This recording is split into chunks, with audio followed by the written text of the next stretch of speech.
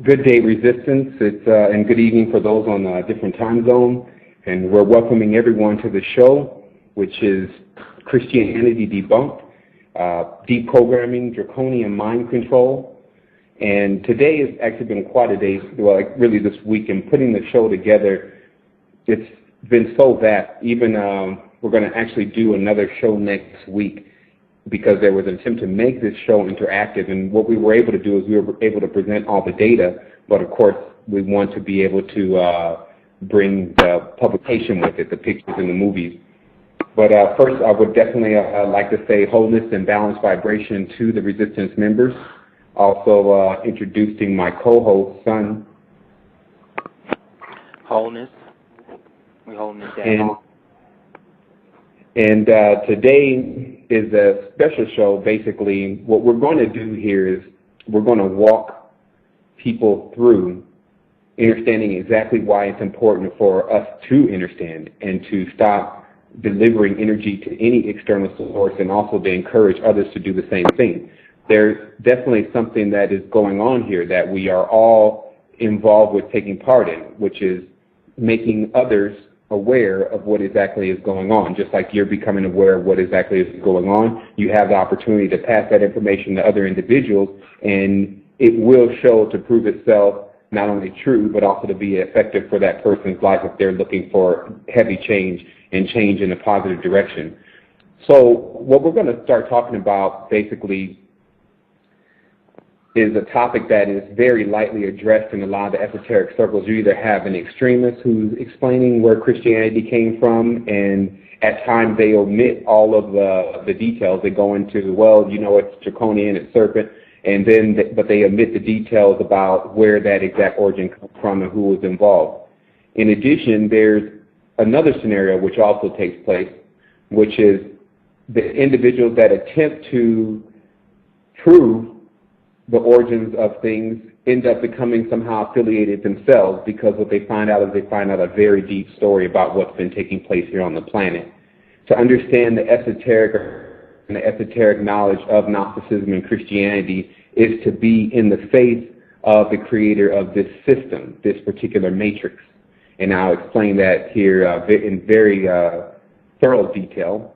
But before I even get into explaining any of that, I just wanted to talk about very briefly why it is me that just happens to be in a position to explain it from a level of experience. What I'm going to talk about later on with this document is how I don't really think anyone can discuss something of this type of nature in any full detail without having either been involved in it. You can't do it just from a level of study, because the level of study itself is only going to take you so far. There has to be experience. So basically what you're looking at here is you're looking at a certain scenario that takes place in an individual's life. That individual just happens to be me at that point, but there's a lot of other individuals that are also out there that are experiencing and have experienced the same thing. And what this is about is, in the beginning of coming into spiritual knowledge, most people come as children. They come as a state in which their parents are telling them what the religion is that they should choose. In addition to that, I do have to pause the show for a brief second. I need to do a sound check here because I'm getting some feedback noise, and I want to make sure I don't keep getting interrupted.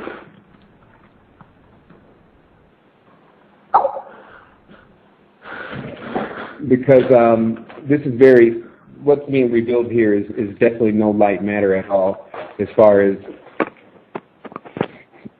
to do something of this type of nature. Again, one has to be very exact about what they're talking about. We all have a personal responsibility to one another, especially when you take any type of level as teacher, is to, one, not only be truthful, but to also be very exact about what you bring forth. A long time ago, in my level of teaching, I was explaining certain things to an individual, and an old man was watching me, and then when I was done, because I was still very brash in the ways of Christianity, the gentleman I was speaking with was Muslim, but the old gentleman said, he said, when you take someone's faith, you better be ready to replace it with something else, youngster, because then you leave them with no hope. What I have to tell men and women today is the only thing that they can replace faith with is themselves. You have to have faith in yourself. And I will show in very high detail exactly what is going on with why that needs to be possible. So let's start here. I'm going to start with first childhood. Childhood for me basically was my mother was a Wahhab Muslim, and that particular sect of Islam is very strict. And it was then we weren't allowed to do things like eat salt. We weren't allowed to see horror movies. We weren't allowed to actually watch TV. We were given spiritual books as our way of life, our entertainment. And so I took to spiritual knowledge very young, and I immersed myself into that world just as any other kid would immerse themselves into a world of, who knows, Transformers, a world of Harry Potter lore, whatever the world is presenting at that point. But for me, it was presenting this esoteric knowledge, and the individual that stuck out the most to me was Solomon. I think any man that started to travel the path of Islam or Christianity or Jeshu and Muhammad, anyone that travels that path does definitely run into Solomon from both books. And it's Solomon that becomes most intriguing for men because I guess, the first part is for the young mind, Solomon has lots of girls, and that's normally on the young boy's mind. But not only that, he has magic. I'm going to go ahead and take a quick break on the show really fast, and I'm going to clear up some of the sound issues that are taking place so that way I don't continue to be interrupted, or maybe we might have to do this for another time. So I'm going to ask Sean to put the show for a brief moment on to music, and I'm going to figure out what the sound issue is because I'm getting a lot of feedback on my end. Son, if you can go ahead and put the music on. Cool.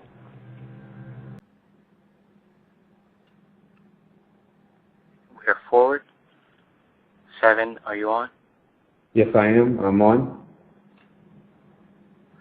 Oh, right. Just a tidbit for those who want to, I do want to let everyone know I figured out what on is all related to. Basically, if you take every single letter in the English language and you put that letter in front of on, you'll get the core of that letter and what it's related to. Like P is Pon, Don, Ron, John, and you can keep going down through the whole English language, and that is actually what they call the power language. And it's only when you get to the sun is that actually the relationship between basically when the serpent takes on the energy. Like even in Tibet, they call themselves the Bon, B-O-N, and that's their energy. So we're going to go ahead and continue from where we left off at, and I think we do have our sound together here, and I just wanted to be sure that we got the clear audio available for everyone when the show starts again. Well, for which I'll do a new audio for the show that you can get offline, and it'll be clear, so you can get that from www.resistance2010.com. Also, on this show can be followed. This is all uploaded to www.matrixunderground.com. You can actually follow along to what I'm going to be reading here in a moment as I finish explaining what I had to explain about my childhood and my preliminaries into this. So basically what happened is that as a child I had already had an exposure to spiritual knowledge. And there was that attraction to Solomon, but as I got older, then that whole idea of being in mysticism or being any type of deliverer of God and in the army, as they call it, was completely removed out of my mind with the product of being in the society. There was also the abilities that I had when I was younger, which gave me a lot more connection to that spiritual world. And so if some ask, is the communication with God by divine right?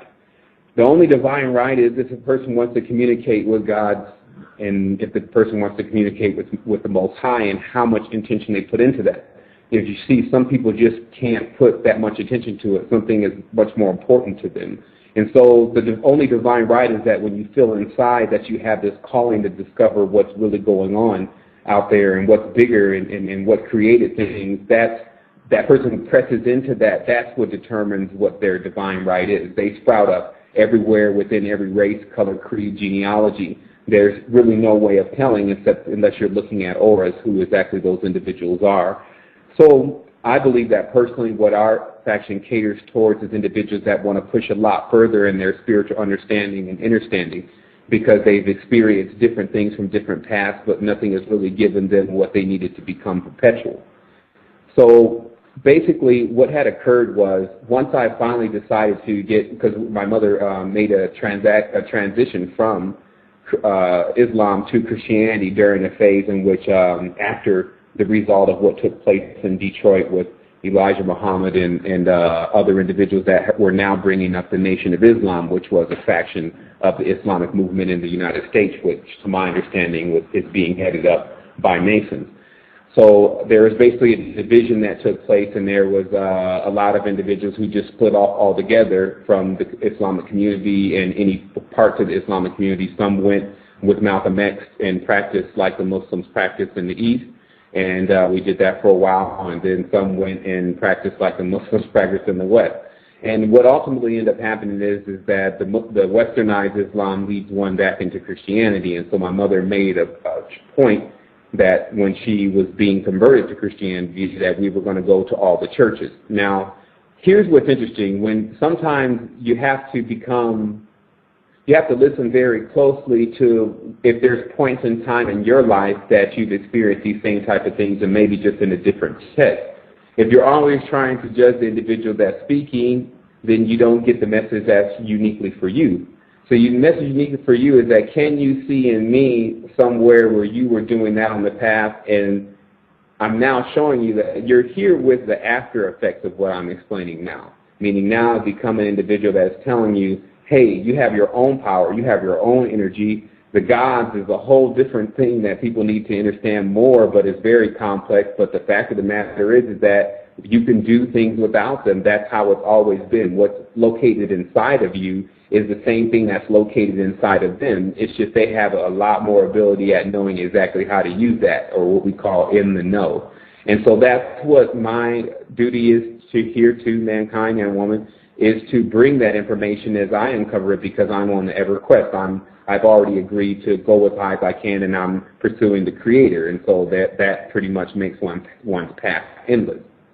So what this is really about is that after we converted into Christianity, my mother found the most entertainment at Pentecostal churches, Holiness churches, even non-denominational churches, apostolic churches. But we had already been to Presbyterian churches, Episcopalian churches, and there's clearly a different thing going on in these churches, but mainly a rift between the ones who will call on God as they're giving it to you in their text, and the ones that are just sitting there, amen, all kind of cut and dry. So, of course, there is a bringing up of spirit that takes place in Pentecostals and those type of churches. They're not just sitting around there not doing anything. And so, as a child still, I experienced a lot of paranormal activity going on with individuals once they got themselves into this ecstatic state, which was mainly or predominantly by continuing to call one word over and over again, which in this case in Christianity was hallelujah, which is to my understanding means the sun is raised, but the sun in this case being Jah. Now, the reason why this show was put together also because there was a subtitle called Jupiterism, and that's what we're going to get into in the show about exactly how it's one particular family tree that's operating on a collective hive mind that is manipulating the powers and abilities of the humans that continue to believe upon them instead of believing in themselves. So as I continued to accelerate through Christianity when I was younger, actually it became like a chore because I was in a household where the church was always demanded we had to go to church at least twice a week. And at a certain point, I said when I got out of there, I'd never go back. But as they say, when the seed is planted, it's planted. So anytime you get into a point in life where you're in trouble, then you go into wanting to call on God again. Like they are saying, when the highest percentage of when an atheist is ready to believe in God is when they're in trouble. Because most people don't believe in God because they don't talk to God. And they don't try to understand God. That's what belief is. You can't say, I believe in you, son, but you never go to his baseball games, you never do anything for him. That's not belief, that's just talk. And that's the other thing that we're separating tonight is the difference between talk and actually action, because that's what I was really dealing with. Never been a big time talker. I was really more about action, and now my action is matching my talking. So you can imagine how much action is taking place. So what this action brought about was, it brought about me wanting to understand exactly how this prophecy, powerful Elijah Solomon thing was working in Christianity. And it was a simple equation for it. And if you go into any churches, especially of the African American persuasion, they're going to tell you, son, you can go and tarry for the Holy Ghost. Now, this ghost just happens to be real. No one can really say that unless they've actually been in some of these sessions where these people have done enough praising and things to bring out this being, which seems to go under many terms, mainly Sophia, sometimes under the term Sirius, sometimes under the term Isis.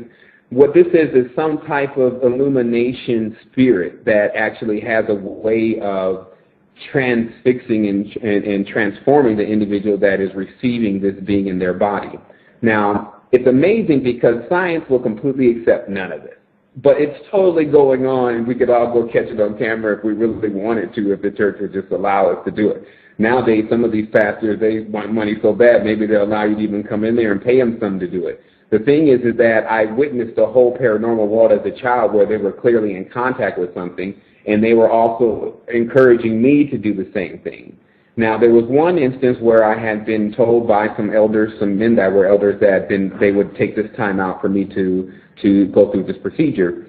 And as I began to call upon this name, I guess in about 45 minutes as a child, I started getting tired, but there was what I felt was a stutter in my tongue at one moment, and then the gentleman stopped and he said, "Wait, do you see that over there?" And it obviously stopped me from receiving this version of the spirit inside of me. And we looked, and in the corner of the church there was what I still know is to be the second largest angel, if you want to give it that term, that I've ever seen. And I've always treated that as the point where something was going to happen at that moment, but there was something else that was looking out over me to make sure that it didn't. Later on, I figured out that when you're sitting on a master number, if you know how to utilize it properly, you can really look into doors that no one can peer through and decide to come back from. But because you can stand on the feet just like a master and you're to create your own system for yourself, you get a chance to witness exactly how other systems are created without getting caught up in them. So I know that for sure has taken place from more of a factual level, because through my life in my pursuit for spirituality, because I became, after a while, what happens, you become like a spiritual junkie. This means that you're really looking for your next paranormal experience. And there was a very active world that exists, basically, is what I'm saying. It was a whole other world that no one was really aware of unless you were somehow serious enough to see and pursue it. And then after you pursued it, it basically talked back to you. At that point, I'll start off what I'm going to be revealing here about this deprogramming of the draconian mind control. I say here, a word doesn't become a world until you add an L. If you look at the spelling of those two words, you'll see that. What this is really about is it says in the beginning was the word. So as I talk about in the occult of the matrix, there's an actual way to emit words to create dimensions, but the word is not enough. You have to put God in the dimension.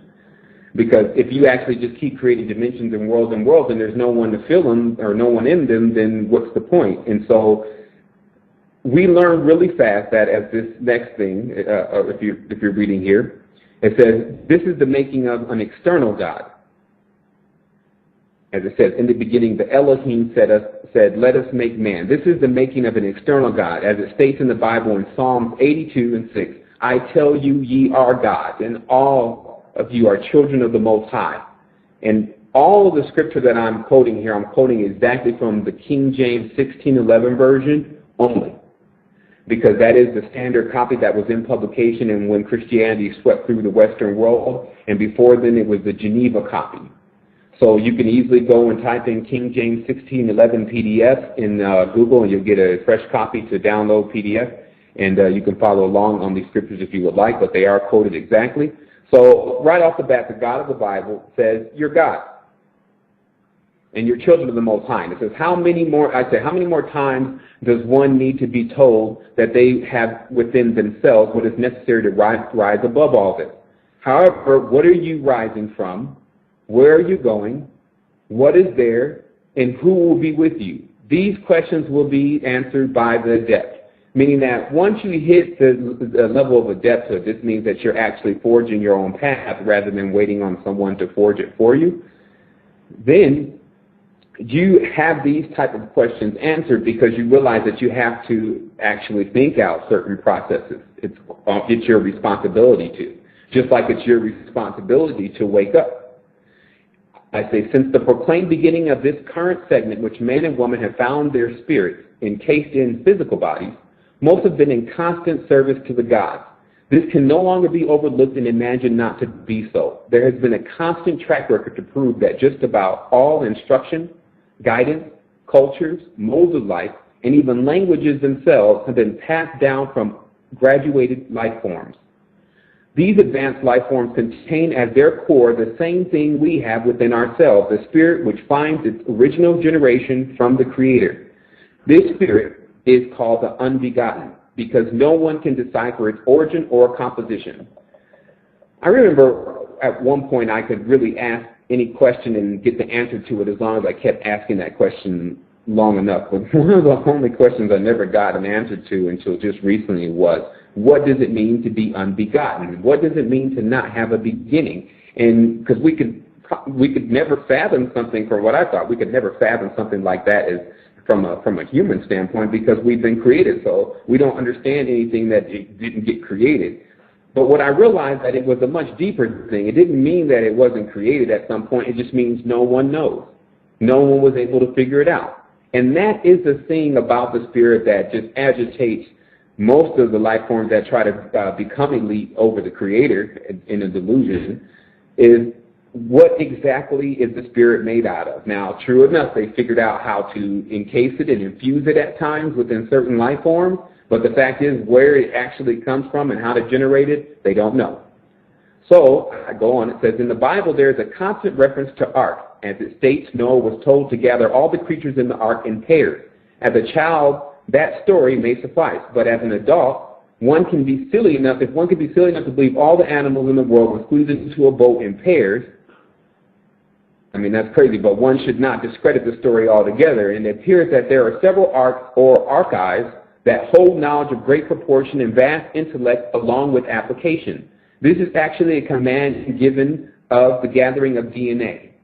Because many of us have already figured out the origin of what Noah is, or really, which is another anagram for the other spelling of the moon, and to understand what was being said is to gather the DNA, to gather the life forms. Because what you're dealing with, if you can understand that the being that's working here in this particular point is creating certain things, they have to have, you can go a step further, they have to have something to create things with. And man has gotten smart enough to understand large parts of how to create things with DNA and how to grow tissue and different things of this nature. But again, if man has figured that out in this robotic, simulated, matrix-type world, no telling, of course, what our predecessors had discovered with their abilities on how to come and terraform planets.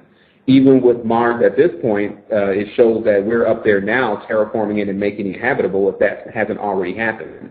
But it was to my understanding that this planet here called Earth was actually a complete sea. It had no land masses but very, very small ones, if any at all. And when the planetary systems that are in the orbit now, as we see, we have at least one asteroid, so that makes it known that there was some type of impact that took place here at some point. It rose land masses out of Earth.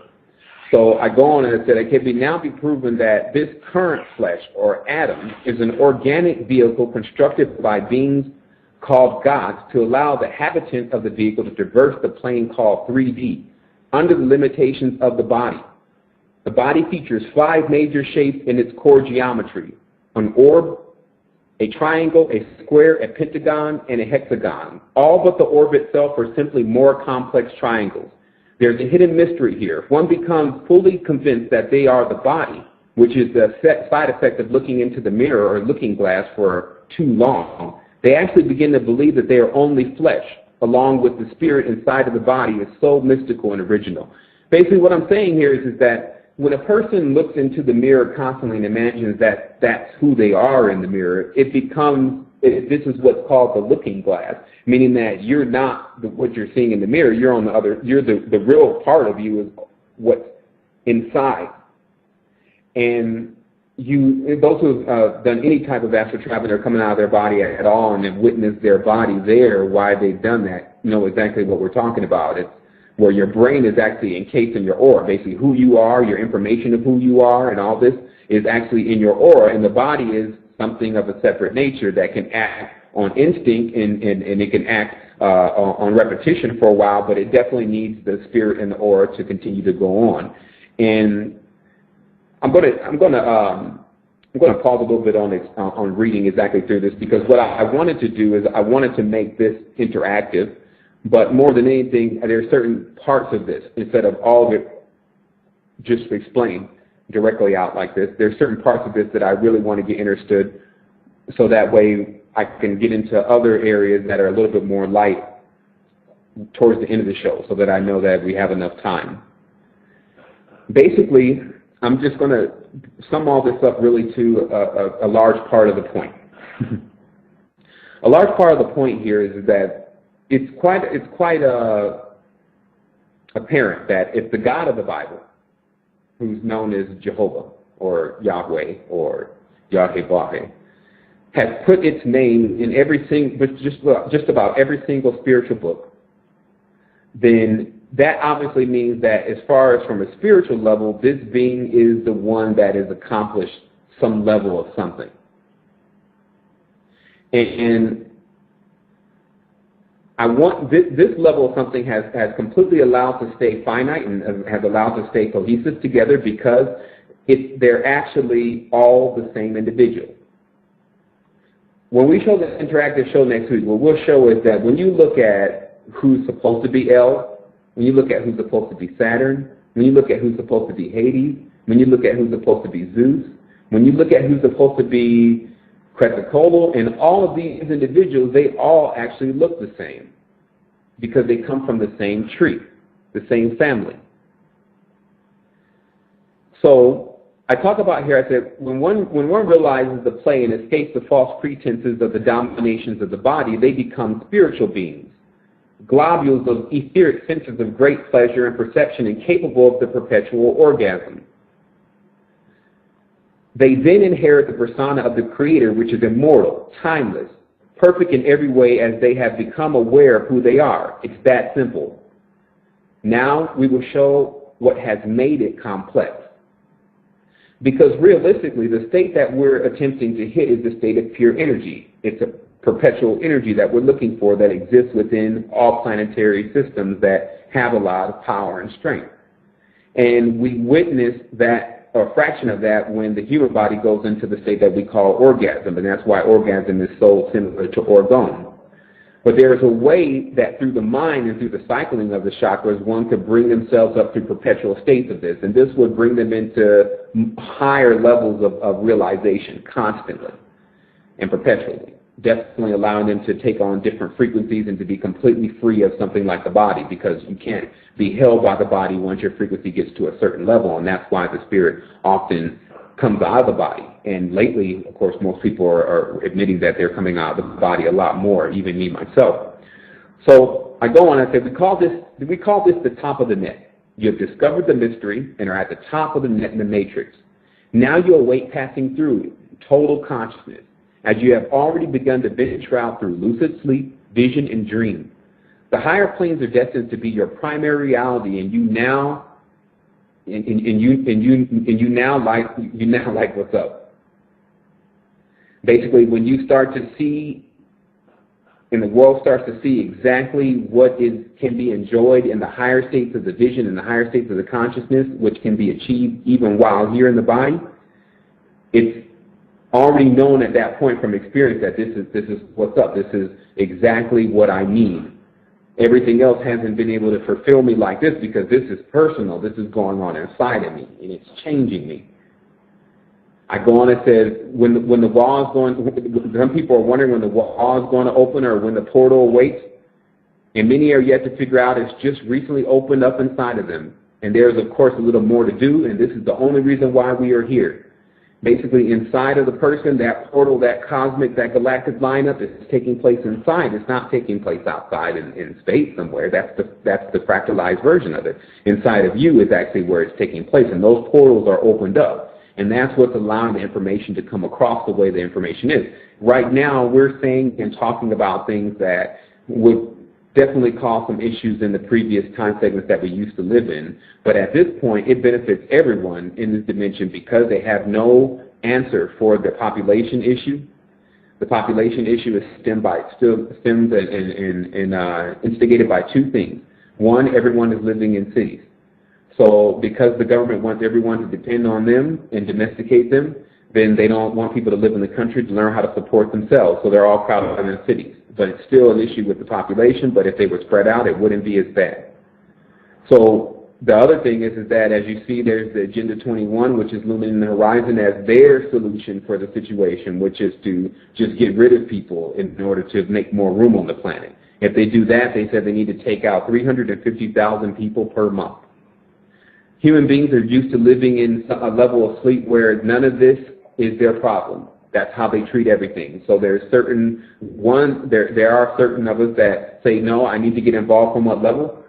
I'll tell you the level that you should get involved on is spiritually. Handling it from any other level, like politicians and things like that, is only maybe hitting at a leaf or hitting at the branch, but you're not going at the root. This has to be done on the spiritual level, and it's time for people to understand that dependency that they have upon what they call God, which is still different than the Creator, has inbred something inside of them where they're just not looking at things that are clearly in front of their face. I go on, it says life is very active. I can tell you already, once you pass through, you're surrounded by individuals. But this time it is much, much different. Those you exchange with are awake and aware. They're living life, while what lies below are the sleepers. For the view of many, it is utterly amazing, our insistency to wake up the sleepers that do not know to care. Life comes in levels, with each level separated by a buffer that allows one not to cross into the other's world, although they are both visible to each other. For you to understand how this whole world is set up is like a layered pyramid, where you can sometimes be perceptive of who's on top of the pyramid, but there's a buffer between you and that individual. That is just how things are working. In this particular level of things, what we're doing is we're giving information to people who are really asleep. When you notice what's going on and the sheer idea that people are not thinking about it at all, the only state that can be concluded from that is sleep. So, as I say, life comes in levels, and with each level separated by a buffer, because that buffer allows everyone below it to believe that they're the only ones that are there. Like when you start to get higher, you're conscious of what's going on below you. But if you're making up the masses, you believe that you're the only one there, especially if everything that's below you is an invisible phantom. Now, the thing that most magicians know and people who practice into the occult is they've seen that lower world before, because that's normally what becomes visible to them when they start playing around with talismans and things. And so the higher worlds are already aware of us, but the lower worlds indeed are something that we can become aware of ourselves, and many people have become aware of that. And so that's the standpoint that a lot of people are, is that they don't believe that there's something out there that's definitely working and in existence, and that has just as many people, meaning that when you get in the know, you immediately become perceptive of a whole group of people that are also in the know, and you're communicating with them now, and they're giving you information and saying, here's what's going on. And then when you take it upon yourself to go and give that information to the people that are not in the know, that's really a unique position, because what you're doing at that point is alchemy. Alchemy is the ability to convince basically individuals that are asleep to wake up. It's basically taking a person's mind that is not calibrated to think of higher things like hyperdimensional travel and somehow get them into that state of mind, and even get them into the ability of doing it. The mind, I believe, and seen that it's very powerful. A large amount of what a person is able to benefit on is just what they believe they can do. Most of it's encased in belief, and then the rest of it's encased within things like alchemy and the alkalinity of the body and the levels of energy. So I say here, you see principalities and rulers sometimes on TV, such as the Queen of England and the Pope. However, this does not mean you can go and talk to them, or should I say, it exists on another level minus the argument. If that level is lower or higher, it is obvious that the mad dreamer who is fed up with oppression would say she is lower. However, the realist would immediately recognize her as higher and would then go into action on finding a way to rise above even her, as they are mere emperors or lords of imps. So surely they are higher, because what's really going on is that they're with the ego and the advent of the ego and people not doing sober estimates of themselves. As I say in the next sentence, people imagine that, well, I'm smarter than them, and we've always had the inheritance and the heritage of something great and noble. All of that is still talk until one puts things into action. And if you haven't put anything into action and you've been maybe asleep, as we all have, you can't be surprised if you wake up and then all of a sudden you see around you that there's been some type of queen or commander or conqueror of some type of sort that's been put over you while you're asleep. Now that we're awake, we're looking at the controllers in play. As I go on, I said, but to see this, one must be real and at least sleepwalking. One thing that has to become clear is the reoccurring in all religious circles is that the involvement of the Neferu, also called the Netters and the Elohim, these beings have been reported in time again as assuming human form. These forms are sometimes a little greater in stature than the current edition of man, and they appear to as they are time lords as they come up and they appear, and they comprehend the navigation of the fourth dimension, and have even set up certain locales and waypoints within it. These beings were accompanied with special powers, but more simply, their chakras were turned on. Let it also be clear the chakra is a unit of the spirit and not the body. The body has organs, and they can work abilities through sound. But basically, there is a reoccurring story that happens within all spiritual dogma, all ancient stories of larger, more advanced beings coming and getting involved with humans. I believe personally that the play that these beings were also endowed with the spirit is what's being always ignored, that these beings contain the same spirit that the beings that they were attempting to manipulate had inside of them also. But the spirit is what was being manipulated. It was the cunning of going external. If we look at the world today and we look at the religions of the world today, all you really see is the beckoning for man and woman to go external and to believe that their God, or what they're now terming the Most High is how they put it in their text, that their God is equivalent to the Creator, that their Creator actually came down in the form of a man and did all sorts of things. And that belittles the level in your mind of what exactly the Creator is when a person begins to do that.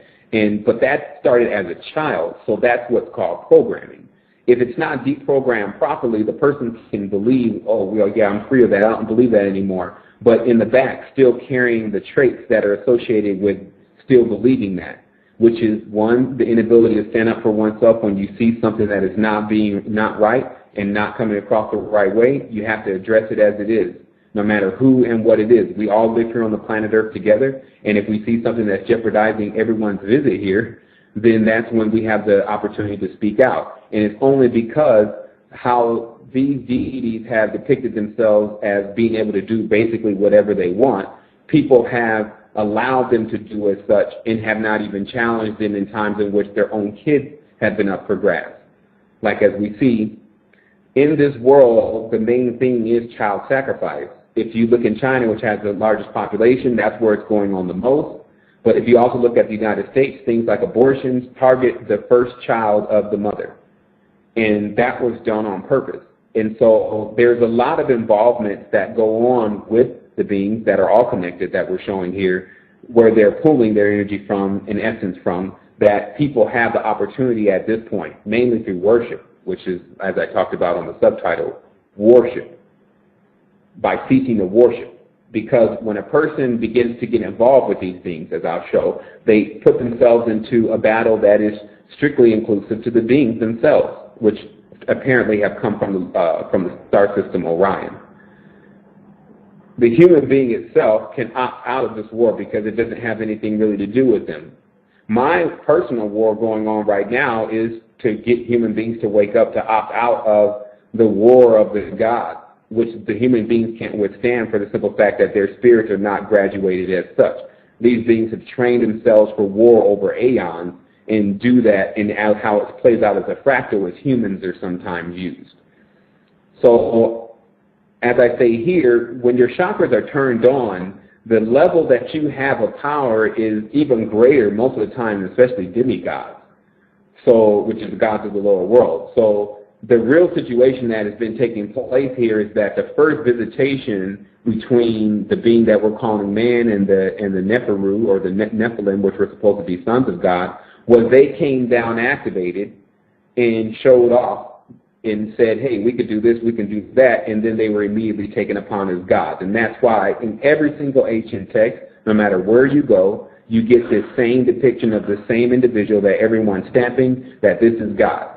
It's really only until right now, and they're close associating God with the Creator, it's only until right now that being fully conscious has us actually comparing stories with one another and seeing that we've all been told the same story as far as religion is concerned, and that we now all have, as it shows in the Bible, when there's a confusion of language. It says that man is all on one accord, they're all speaking the same language, and they go to accomplish something, and then the God of the Bible says, hey, let's go stop them and confuse them, because if they keep doing this, they'll eventually reach the Most High, in so many words.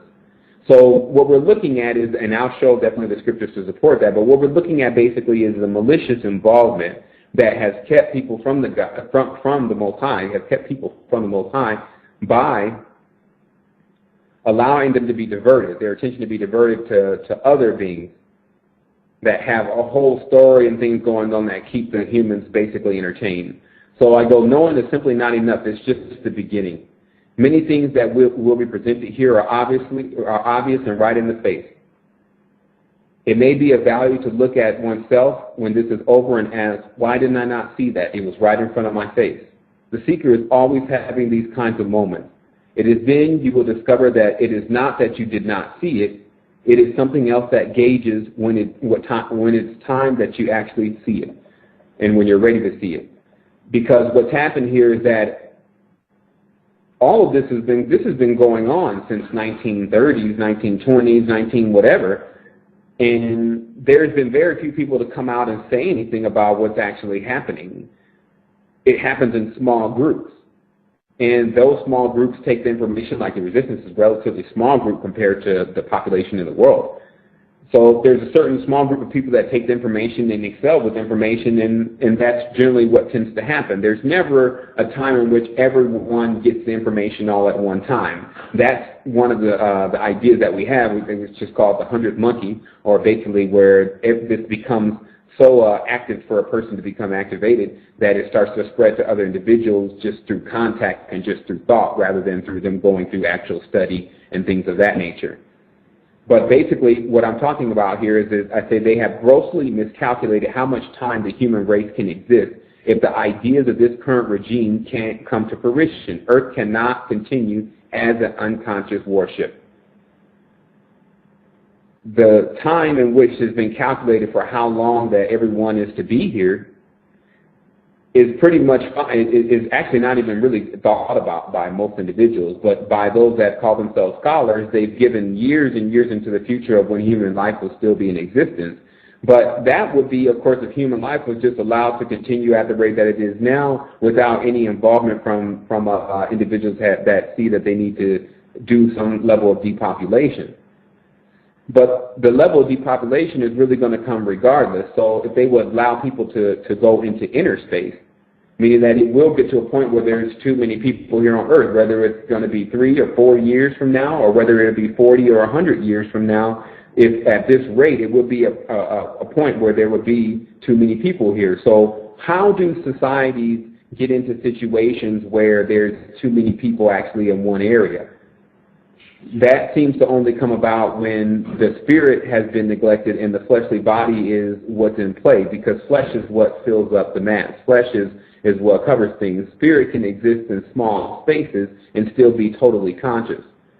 And so I'm going to go on here. I said this is why the God of the Bible, who is YHVH, also known as Yahweh, or YHWH, also known as Yahweh, or Jehovah, also called Jove, known by the Greeks as Zeus, who is Esus, even has Saturn or Satan in his retinue, because they are all into the same thing. They all spring forth from the same tree, and there is something about them there's something above them on an entirely different level that they are in constant awe of.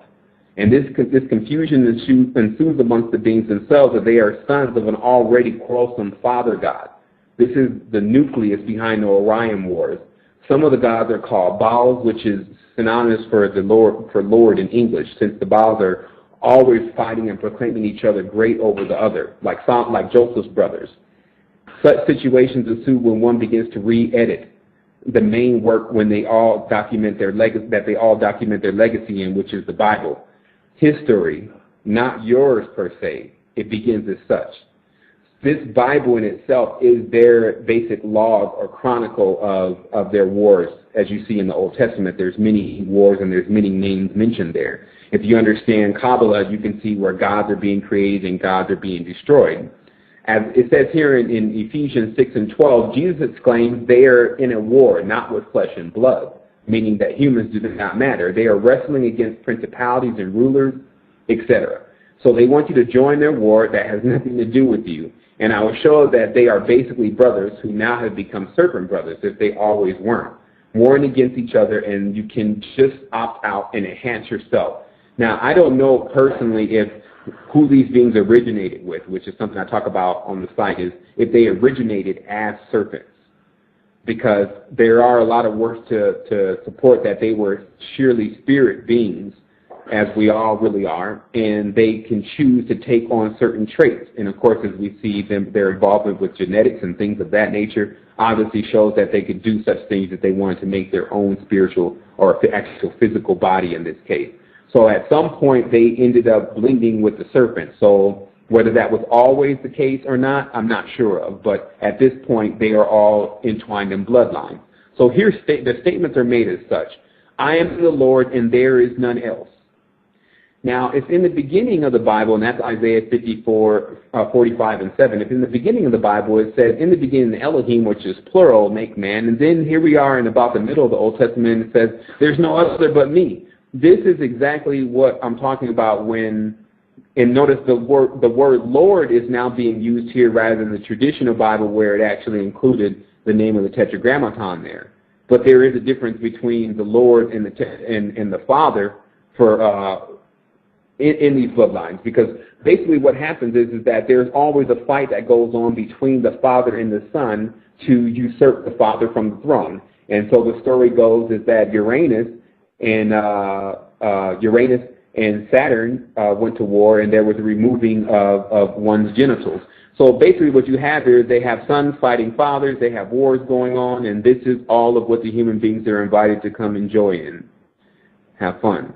It says here in Psalm 5 and 4, for thou art not a God that has pleasure in wickedness, neither shall evil dwell with thee. So David is explaining that God doesn't take pleasure in wickedness and he has no evil inside of him, but in order to create evil, it has to be inside of you. And the scripture says there is no part of that exists in God. So basically, I have hundreds of such contradictions, but some of them are far more important than others. And the constant contradictions are ignored by the believers, and it's putting them into further states of sleep. The whole book itself is a mind job of great proportions and should be considered as such. Prophecy is a plan to profit. The idea is to rewrite the future and past so people can alter their true inherent beliefs of what they really are. The character Jesus is alive as a free reigning thought form now. But it should be clear that he never physically walked the earth during the time he was said to. Again, he may be walking through dimensions now because that is just how magic works. It works off people's beliefs. They already understand that when you put millions of people's belief into something, it manifests. So that's evident. But the fact of the matter is, if you want to draw back into history, there was no writings about Jesus except for 4 that came from scholars that were proven to be plagiarized.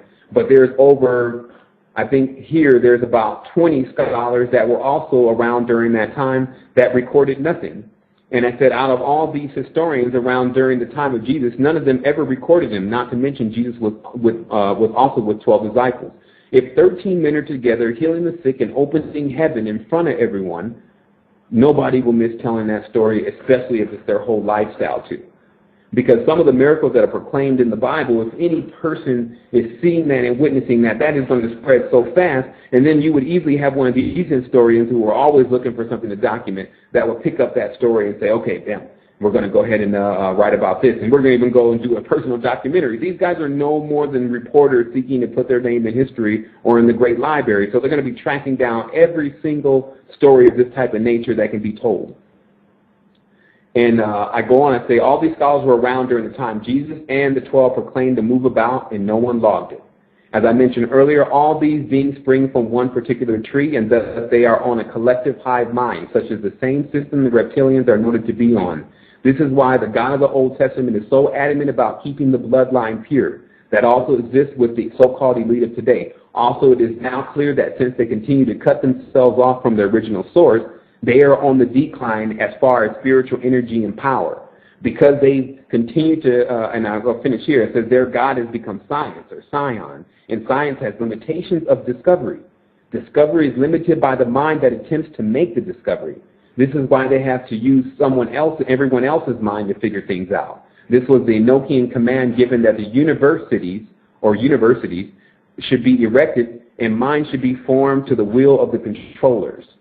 The controllers, in trying to go in the opposite direction of the creator and still trying to become the creator themselves, have leaned on science, but unfortunately, science is something of even the imagination itself. So when you limit your imagination, you limit your level of discovery.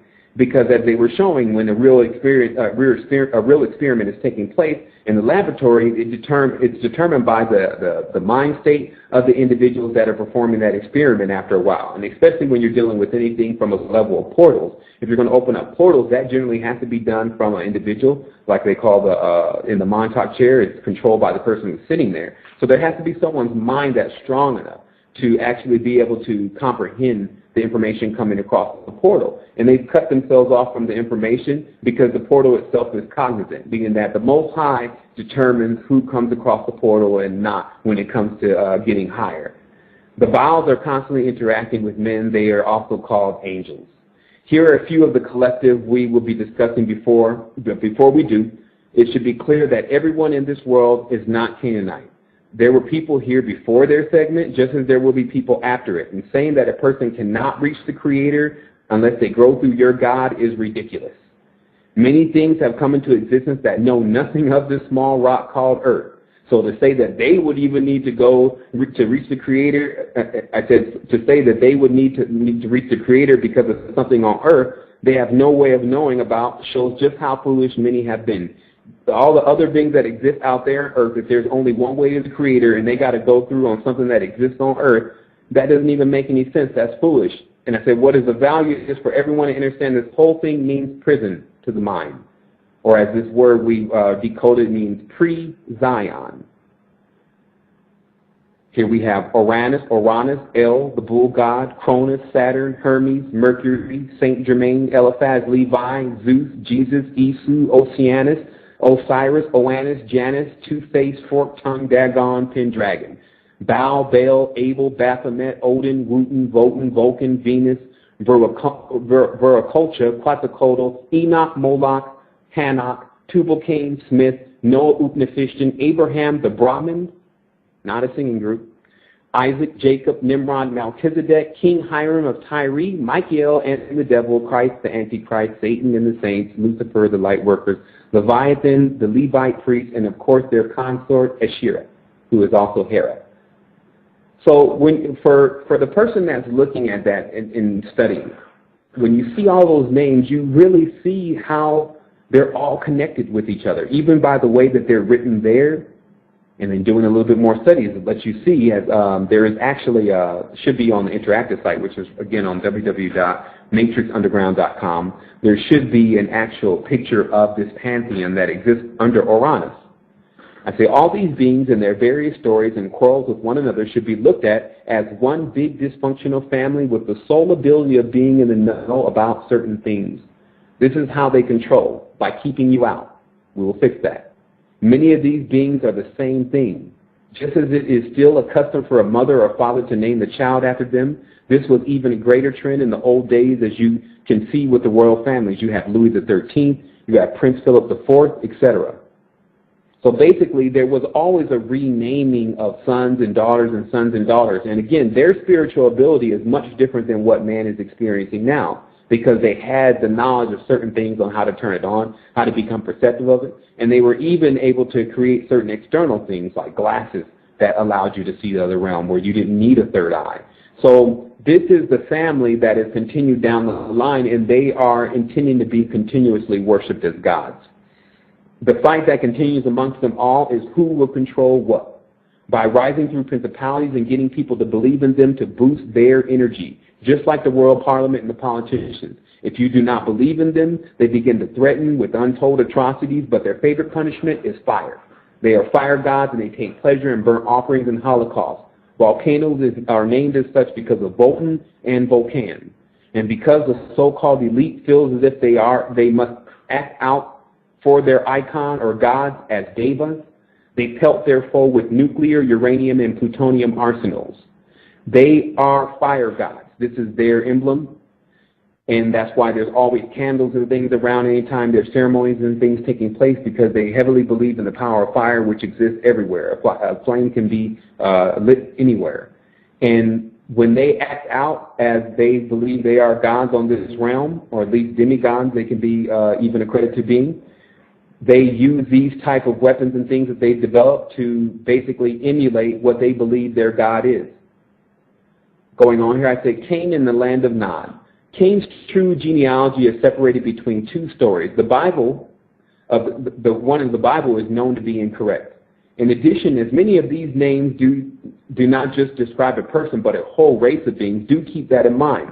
When one says Cain, you're talking about a whole generation. When one says Abel, when one says Eve, or when one says Adam, you're talking about a whole generation or a whole group of beings, not just one person.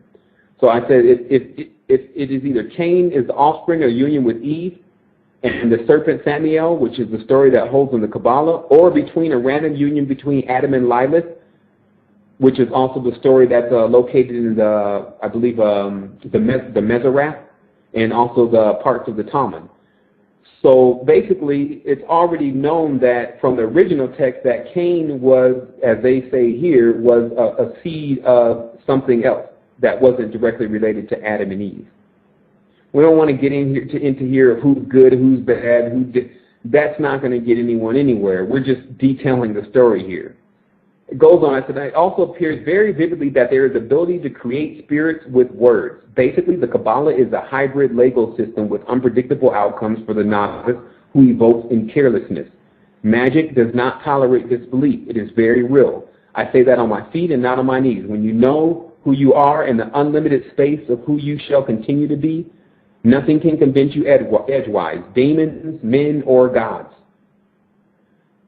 Understand that what you see in all this, because a lot of people, they read all this stuff and they do one of two things. They either get immediately afraid and they start to look for some type of God or something that can protect them, and they end up getting involved in the system, or they neglect the belief of it for the simple fact that they don't have anything as an option to latch on to after that. I will tell you, all these stories that you're hearing about these gods and what they do and what they're capable of doing, one can be exempt from when understanding the power of themselves. But because most people have their power tied within other things, it's not just the gods. Even though what the gods have done is they've started manifesting themselves as other things. They've manifested themselves as computers and named themselves as such. They've manifested themselves as Barbie dolls and named themselves as such. So the thing is that, but there's something that every person has to look to, even if they don't necessarily get involved with church and things like that, that may be pulling their energy and allowing them to be distracted from exactly where their power actually is. Because one can get off the planet at any point, but this true sign of that is the process that you see me going through at this point. And that's why I want to share this process with everyone, so that one, that is documented, two, this is a path that is basically down a path that not many people travel, because it's easier to go with all the gods. It is a lot easier to take this and say, okay, I can just believe upon this, and then I'm just going to go with that, and then I'll just wait and see what happens. But then you'll be waiting. So I say Lilith is symbolized by the lily, and that lily is the fleur de lis. Of course, the controllers claim to be from the bloodline of Christ, which in turn is linked to the bloodline of many kings who have proclaimed their allegiance to Lucifer out in the open.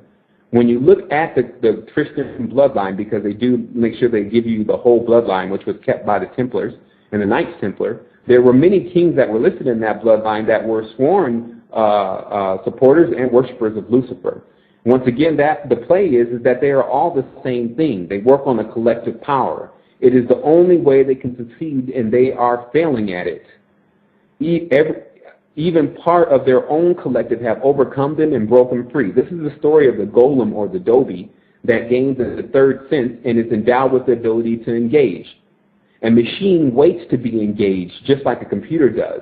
Many people just waiting, or as I say, wait, like the physical wait, doubt it not that they're getting heavy and going into a deeper sleep. The opposite thing is also happening. Many are becoming very awake. Because what's happening is that many people have been caught up in their systems for a long time and just didn't know. But because they're finding out, they're actually leaving. And all the spiritual recourse that depends upon how involved they really are and didn't know it, the spiritual recourse that comes behind that as far as what they send to try to steer you back in the other direction is being overcome and beat back. And I say here, Cain is the Canaanite archetype. He is Smith. As it says in the Bible that Cain was a smith. He made weapons and swords, just as Smith in the Matrix. This is why another part of the Matrix deception was to show Neo merging with Smith in the end. The word knight is as in the Knights of the Round Table, is nothing more than the word K, the letter K in ites. So it's Canaanites. Cain is Khan, Cohen, Coin, Khan, King. Cain is said to be entombed in a subterranean chamber in the center of the earth.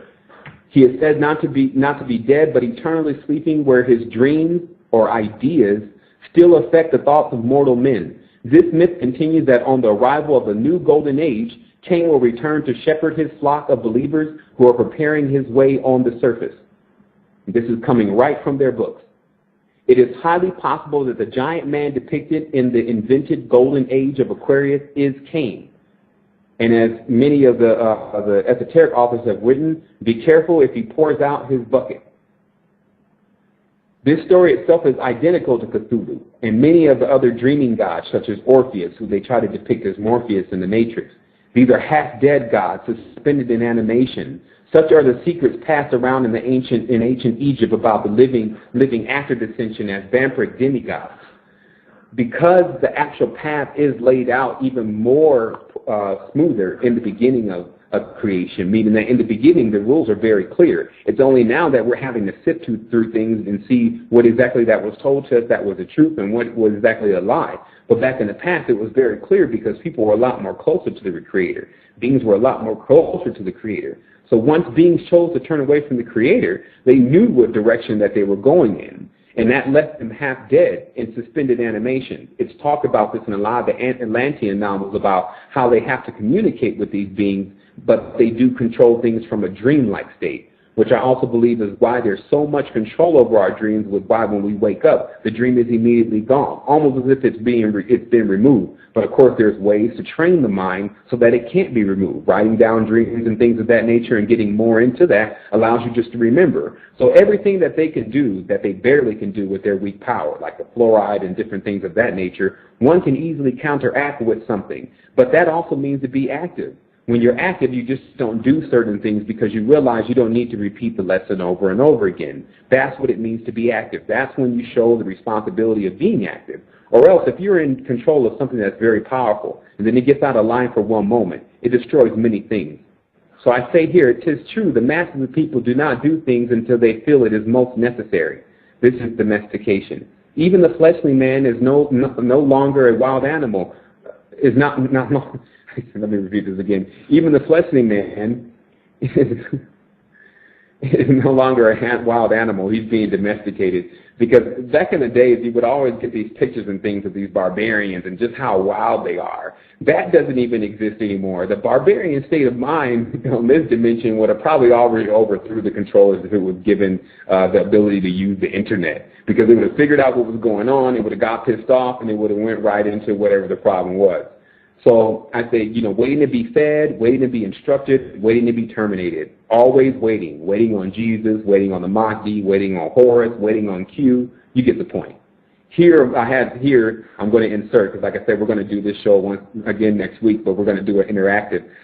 They said it was only 16, but I have 22 crucified saviors that many people died waiting on and are probably coming back, waiting, and dying again. The imagery says everything. It is the man of strength beaten to a pulp, humiliated, then put on a cross. They are not marketing the risen Jesus. They prefer the crucified one for a particular reason. When the true spirit gets wind of what is happening and wakes up, time is literally over. In addition, many of these gods are forgotten. They're also called the forgotten ones. They are being re-erected by mortal man and woman in their fascination with worship. These beings, which also include man gods, carry the title once dead but now alive. The unconscious worshiper is being used for such tasks. Now notice there are a few gods, including Jesus, that say, I was once dead, but I'm now alive.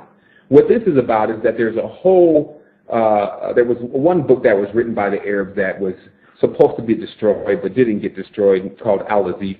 And in this book, it had knowledge about these beings called the Forgotten Ones, which is the basis of the Theosophical Society and the Arts of Cthulhu.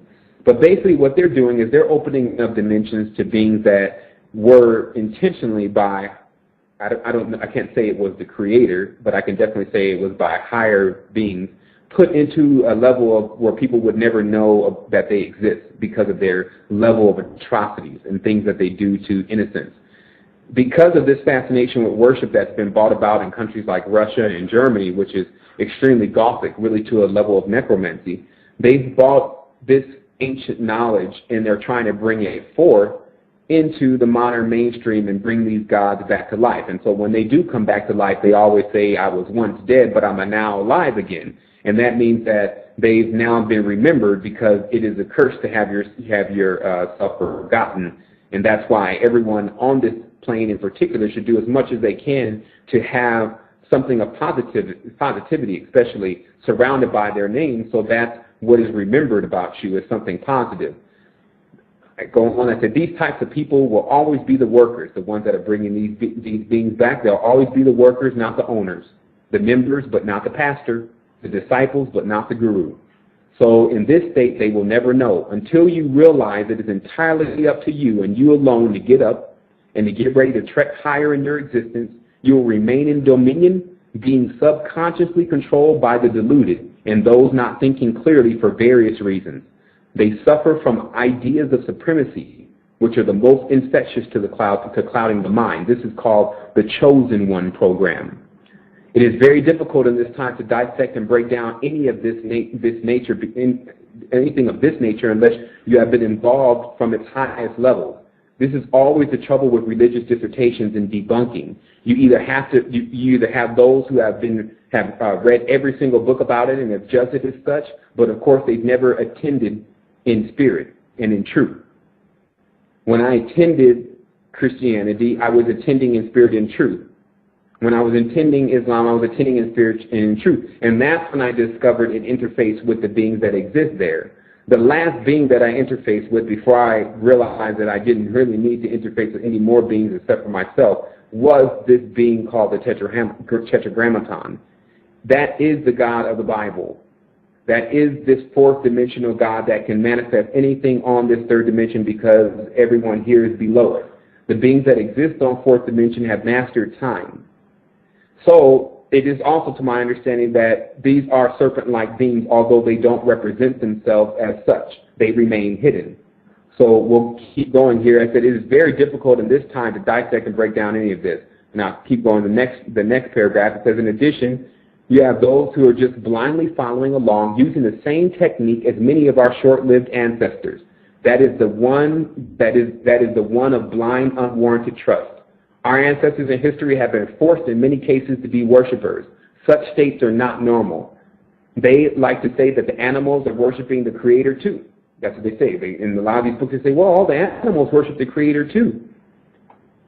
Well, that is the clue that they are not worshiping any way like man is, and they do not sacrifice, and they don't have ceremonies, and they don't have any of that. any of the likes of that. So if we're truly worshiping the Creator, then that comes with just being. Like you see the animals and the insects, if they're worshiping the Creator, if they're on a mole where they're worshiping the Creator and they're just living out daily life, and that's how we should be doing it too. We shouldn't be sacrificing and doing all these different things that are entailed with the gods. But understand that what the gods are attempting to do is fuse themselves with the Creator all the time, but it becomes very sticky, or it doesn't actually fuse together very well when you see the personality of the gods, and then you understand the power of the Creator. There's no way that the gods and the creators can be the same, because the gods admit to making mistakes. If one is saying that they made a mistake, then that's a really primitive level of thought, because everything happens for a reason in the world of the Creator. You create things and they become. You didn't make a mistake. So we'll keep going with this. It says, I will be clear, reverence is sometimes at hand, and there is no harm in casting crowns. It does talk about in some of the ancient books of when we were all in higher states of being, that we would just sit at times and cast our crowns off to each other for making it into a high level of being. So I'm not saying there's anything wrong with that, but this is no different than watching a magnificent act and admiring the actor for their splendid performance. However, if one starts to look upon the actor as some type of savior, a scapegoat, genie in the bottle, or a possible way to cheat or get ahead in life through some unseen advantage, this becomes questionable and should be paid careful attention to. This is the borderline. This paragraph right here is the borderline that most people are on when they deal with the deities and the gods. They want to rub it like a bottle. And I can actually admit myself that in certain times, even the sheer want of going and ascending is almost like the genie in the bottle effect when you're looking for a God to help you ascend. You're saying, I want ascension. So everyone can be guilty of doing this at some point. But notice there's a level beyond even this, which is somewhat curious, but not exactly the folly itself. As I say here in the next paragraph, if this goes a step further and the person is then willing to prostrate themselves, beg and entreat, bequeath, or even sacrifice what is precious to them, then they have become open to the infectious force that is being quarantined from the galaxy, the worshiping warships. What's happening now is that if a person is so blinded in admiration and feels like they need to beg, prostrate themselves, and entreat something, even sacrifice to it, basically giving up their energy to it, this is the infectious force that's being removed from the galaxy, because this is exactly what's allowing things not to be able to support themselves. When they're getting out into higher levels of existence, they're always looking for something beside what they created themselves. This creates something like a droid-type being or a robot that's waiting for an engagement rather than being creative and doing something on their own. And then in the meantime, while the person's being unconscious, the world itself is being used as a collective hive mind to do things in the systems in which it's crossing, because it's moving. So you can look at it as a ship, and because everyone is here worshiping, you've created a warship. I said these days a person is easy to determine something as true when they either, one, have an experience in that's life-changing, such as gem reflection and deities or spirits themselves. Gem reflection with a deity or spirit themselves. This means actually coming in contact with the being. Or two, they have people that they know that they have respect for, that are involved, so that they are taking blind advice and direction from them. Or three, they're following the masses, assuming that one out of the millions involved, someone has done their homework about the authenticity of what is being believed. Meaning that these are, to me, the three main reasons why a person gets involved with spirituality. They either at some point have a mystical experience, at another point they have someone that they respect, like a mother or father, that's gotten them involved and they've just taken the advice, or they weren't really religious or anything at all, but when it got time for them to be that, they looked to what everyone was really doing. Like the bandwagon person, they go, what are most people involved in? Oh, they're doing the yoga, they're doing the New Age thing. Okay, I'm going to do that now. So this has left the world in the state that it's in now, and thus there are only two types of people: those who truly know and those that are not in the know.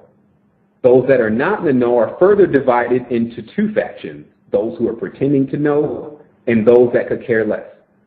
That's all that you have here on this dimension. When you see it as that, things become a lot more simpler, and you get a lot more energy to take care of what you need to take care of, because you realize you can see a person and really make a determination whether they're in the know very fast from a short conversation. So it's two type of people here. The elite, they know. So their conversations, they don't tend to have conversations with people that don't know, because what is that conversation going to be about? So I go on and says, there is a famous story in the Bible that begins with the 12 tribes. And of course, the 12 tribes are meant to mean all the descendants of earth, but more importantly, all the descendants of the quadrant of space, which is called the sea, or the Holy See. This is the 12 signs of the zodiac that govern the procession of the character traits and the influence on earth. There is also a hidden 13th sign. This works no different than bad company. Certain strong celestial bodies place themselves at certain points to influence the composition of newborn stars. Although one can be influenced by a strong celestial body, just as they are influenced by their parents' traits at times, all things are within the power of the mind, and many discover their uniqueness beyond pre-programming. It appears also there is not just programming going on when one is on this dimension, but a level of pre-programming that takes place, because when a person is born, they have certain traits. And these traits, as they mapped out, are a product of where the person actually appears in that constellation and what the major systems in that area are of influence, which they call the animals of the zodiac. So as in Genesis 11, 7 through 8, it says something here that is really going to take the show to where it needs to be and where everyone needs to be in mind. Because there's something that takes place in Genesis 11, 7 through 8, that is something that when we all look at, it lets us have a clear picture of what's really going on. This verse says, go to. Let us go down, and there confound their language, and they may not understand one another's speech. So the Lord scattered them abroad from thence upon the face of the earth. Now, that scripture alone is accompanied when man and woman were all together, and they had one speech. Everyone understood each other. And obviously, in this state, it wouldn't take long for us all to discover exactly how to pinpoint the Most High's energy. Then, this God of the Bible, which is clearly different than the Creator at this point, goes down and confuses man. So, we have been trained to accept such things. And when you break that yoke, you see the deception. We have to come together as strong spirits and set straight the heresy and the limitation of our species by these beings that are not the majority, even in might and strength. A tiny atom contains the power of 1,000 ons. How many do you think are inside of you? They are countless. It starts first with knowing, and then you will gain exactly what to do. You will gain exactly what to do from the position that you're in right now. Meaning that if you think personally, because the gods tend to strike fear into individuals, and they think, well, you know, this God is all-powerful. There's an atom that's inside of your body that is all-powerful, too. And there's so many of them, they're countless. So as long as we keep limiting who we are, of course there's going to be someone there that's willing to reign over us and tell us what to do and things of that nature. But again, what's inside of us is exactly what's inside of them. We have to gain the ability of how to graduate and to use it, but that first comes with us accepting at least that main fact, that we have that same thing and not looking to it as it has something that you don't. This story is that of confusion. At a time literally marked when the God of the Bible decided that man had reached beyond his preconceived limitations in pure connection with everything and everyone. What could only be next could be, of course, total unity with the Creator. If everyone was on, like you could see that in the world right now, if we all spoke the same language, which is happening again, and we were all in unity and we were building together, meaning that we were talking and communicating, that's it. We would reach the Creator in no time. And this is a very important, I said, this is a very important moment to point out, as it is about to happen again. We are all beginning to speak one language once more. We want to be free and whole. We want the animals to be free and whole also. And most importantly, we want our planet to be free and whole. So what we are on the brink of, so what are we on the brink of here, I say? What are we actually on the brink of? Will history repeat itself, or will we be much more prepared this time? There's a lot of evidence that history keeps repeating itself. However, the state in which mankind is in now, like I talked about in the book, I'm sure they say every single previous existence got utterly eradicated, but how do we really know? There could be, and it shows a lot of evidence of that there's a point in existence where many people go into ascension before the cleansing process that the earth goes into. That time is actually now, and what we're doing is we're removing the things that would allow us to wait or to manifest the reality of destruction for us to get the power back to manifest the reality in which we choose, not what someone else is telling us. I said the danger they face of the common language. This is the danger the elite face of the common language, which has now become the computer. Is everyone is now available to see that we have all been told the same story. No matter how much we have been told it is different, special, or unique to our particular chosen race, it's not true. Right now, with enough Google, MySpace, Facebook, and everything, we see what everyone's talking about, what everyone's blogging about, what everyone thinks is the truth. It's all the same thing. No one's chosen in that group. Basically, there's no one there that has some high level of difference from the other person. So we find out we're all the same. So I'm going to finish this off here very briefly. I know we have 37 minutes left. Son, do we have anyone that's called in or in the chat, just so that I don't ignore them? Yeah, we do have an individual in the chat room, area code 254. If you have a question, you have to put your hand up by pressing 1. So, and also anyone in the chat room, any questions, just type it and we'll put it in the queue. Okay, and what we'll do is we'll see if that caller goes ahead and press 1 if they want to call in, but we'll take those questions around the last 10 minutes of the show, if I don't finish this before then. Basically, and also if anyone is logging on, you can go to www.matrixunderground.com. That's where all of this is already documented, and you can read through it much later and at your own pace. And also our website is www.resistance2010.com. That is where we are hosting the social network currently, and there's a plethora of information there and a library there also of thousands of books. Actually, there's hundreds in there now, but that'll allow you to understand more of what's happening, and that way you don't have to take anyone's word for it. You can go and do your own research with the actual documentation. Finishing off here, I say the danger that they face with the common language of the computer is that everyone is now available to see that we have all been told the same story. No religious story is played more than the crucified Savior story, the death of the enlightened man or human. This is the birth and death of an externalized God who is ever masquerading around as the creator, but is yet to fully comprehend its endless potential. Meaning that as long as we're looking to something else that is in the state in which they're showing us that this is what we're supposed to be, we'll never understand the endless potential of the creator. I said, let us examine some similarities that exist across the board. One shall rule over 12 is their concept. Jesus over 12 disciples. Serpent over all mammals. Notice how there is no snake in all the animals of the zodiac, but it is one of the most revered animals in ancient lore. There's 12 disciples, 12 tribes, 12 months, 12 judges, 12 patriarchs, 12 princes. 12 princes. You have Ninus and Semiramis. After the zeitgeist, many believe that the whole story itself is astrological, but it is much more than that.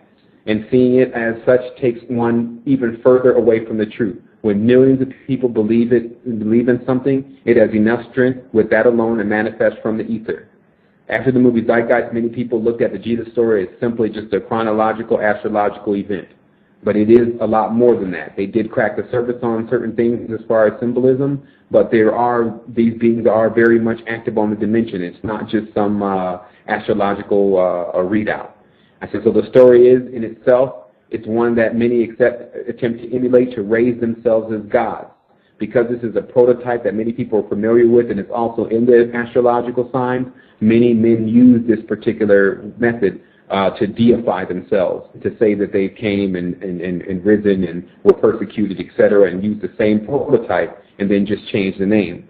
If they can find willing vessels to worship and believe them, they can live on in a person's mind and be just as real as me and you. It is a fact that the entire matrix exists within the mind. It is very real. The term illusion should only be used to determine if whether you are awake or asleep in the experience. This method of deification has now been monopolized, and rather than one believing and tapping into their own inner connection, they are directed to believe in some animalistic, externalized God who craves control over beings who know no better. These people have no clue of what's going on, and the beings keep them as such. They have no interest in telling you about chakra centers or any of that, and that's why it wasn't encased in the Bible. I will bring up a certain fact. King Minos is the strongest prototype of this founder king god by divine idea, the divine right idea. Next week I'll have pictures, and it's just interesting as we saw all the pictures, you really start to realize that you're dealing with the same being. This reflects on how many kings of history have been named derivatives of Minos.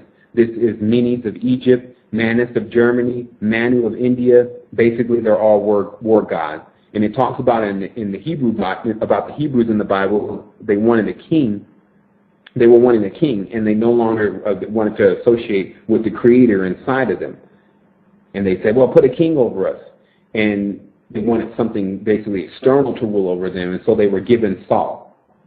Now, when you look at that name actually in Kabbalah, it actually is Sal, which translates to serpent, just as in the word salamander. So basically, actually, I don't know if we're still on. I think we're still online. I don't know. I don't know if we might have disconnected Sun here. Let me take a moment in the show. We're on. Okay, Son, I thought you had sent me a message and said, okay, you have a hand up. I thought you said there was a hang up. Okay, we have a hand up on, yeah. Okay, let's go ahead and take the call. There's only a little bit left in this, and actually, let me see. How much time do we actually have left, Son? Because there is a portion of this that I wanted to cover before I take that call. We have 30 minutes remaining. Okay, let me go ahead and just finish this since we're so close to the end and of the actual document, and then I'll go ahead and take the call. And once again, next week, we'll go ahead and do an interactive show on this, and it'll be animated, and people will be able to see a lot more closer, but this will also be up until then, so people can actually examine it for themselves, bring more questions about it, because this is something I believe that doesn't need to be done in one show.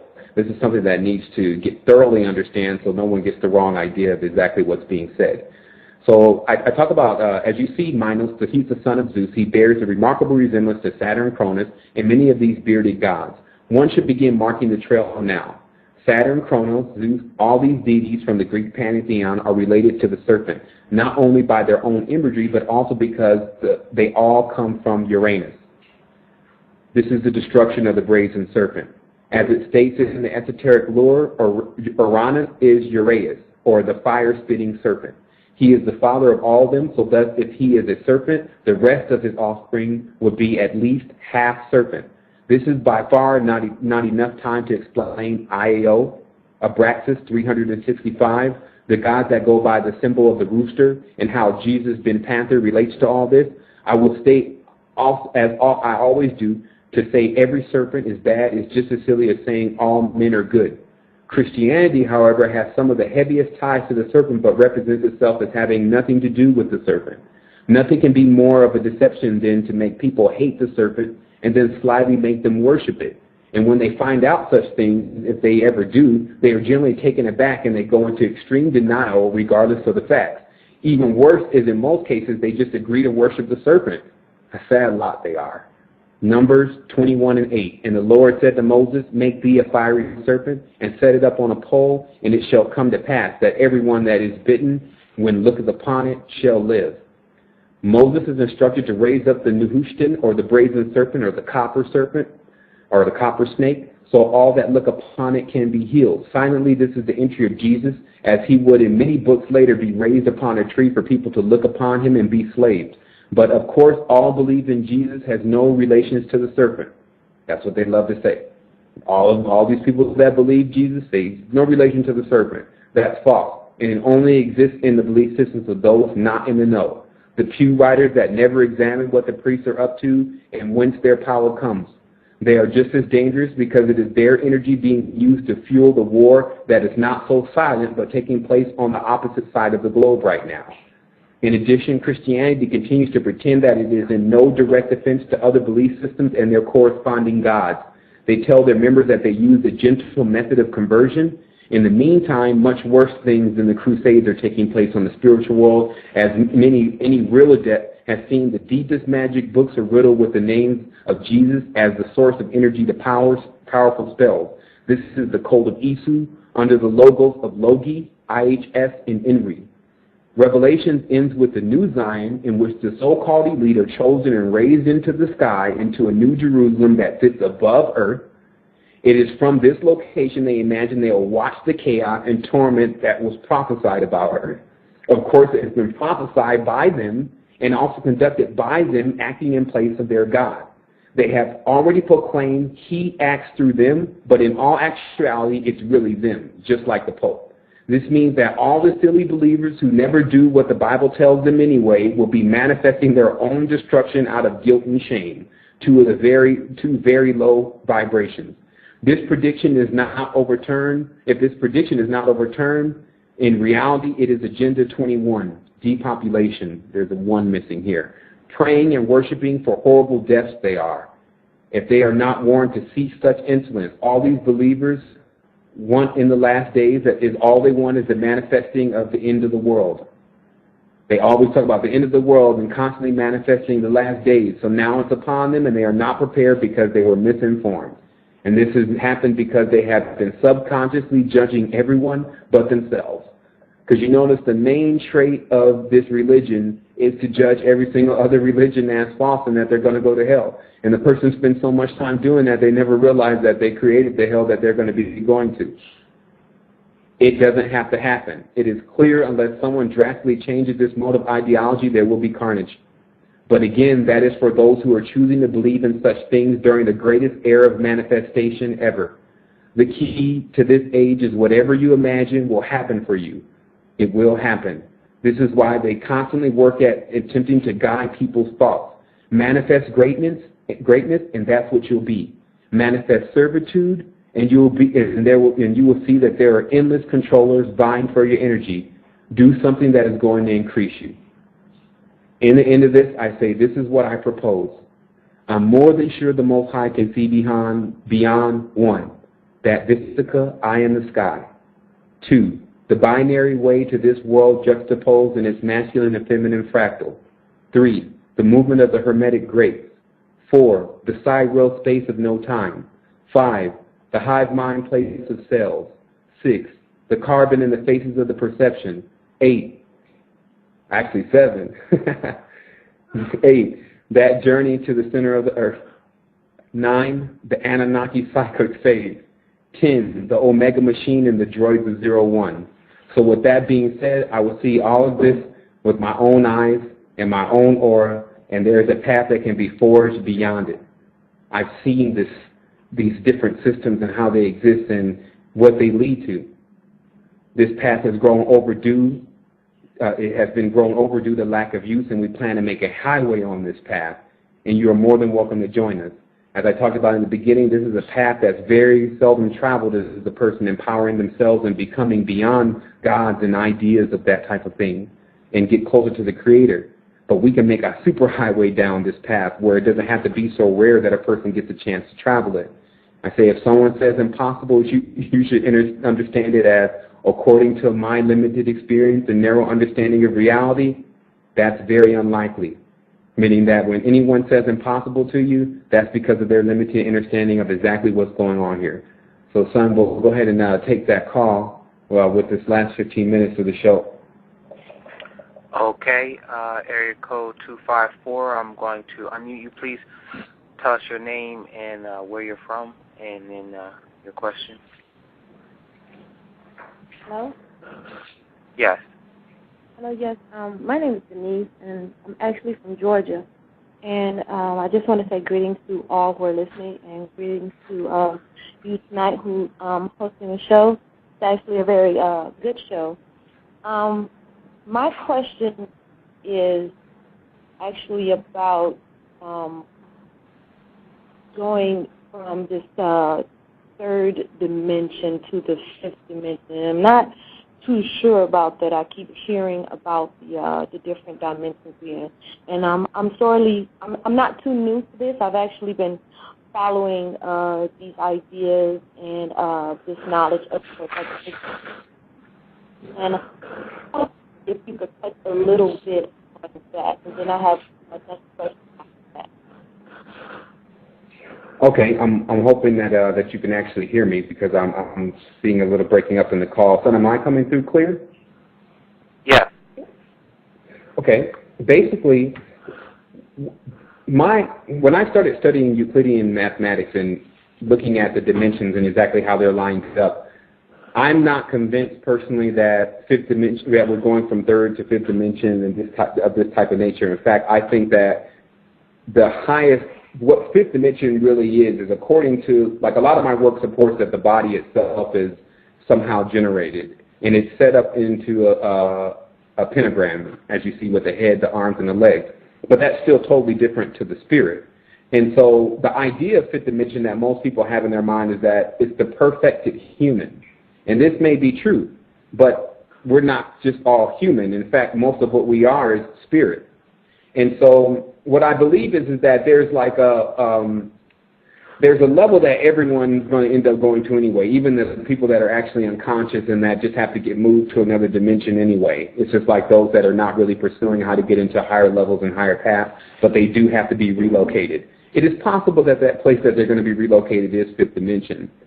Personally, when I look at dimensions from the mathematics and how they present the mathematics on the dimension, what I see is that no matter which dimension that you get to, there's going to be some level of control according to their geometry.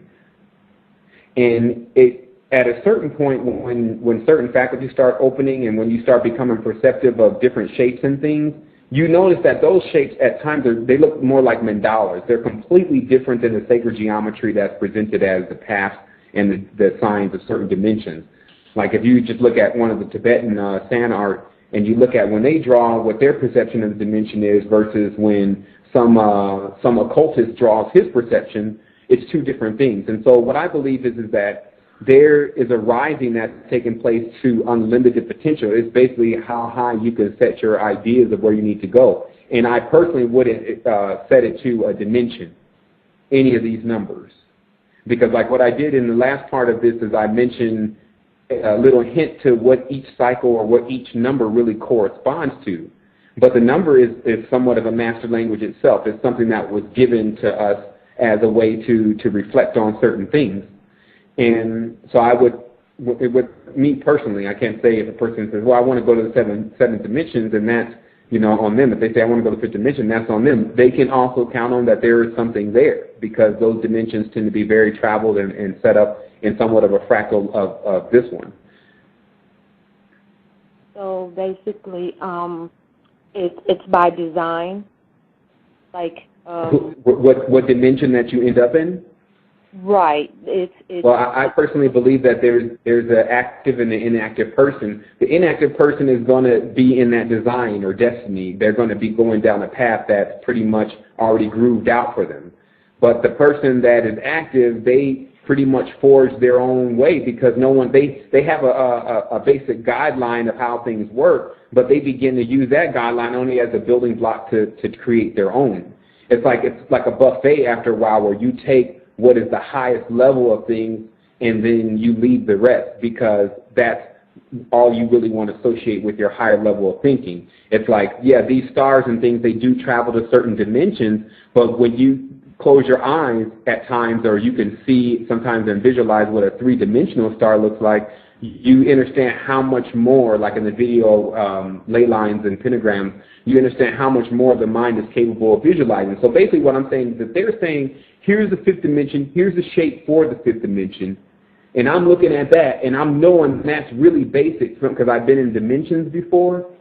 Then I can say, well, fifth dimension, we have really a lot more potential than that, so do we need to be going back down dimensions? You see what I mean? It's like there's dimensions, there's planes, there's expanses, there's abyss. What they're using is one term to determine whether you're going to go up or down. But it was to my understanding that dimensions meant you were going lower.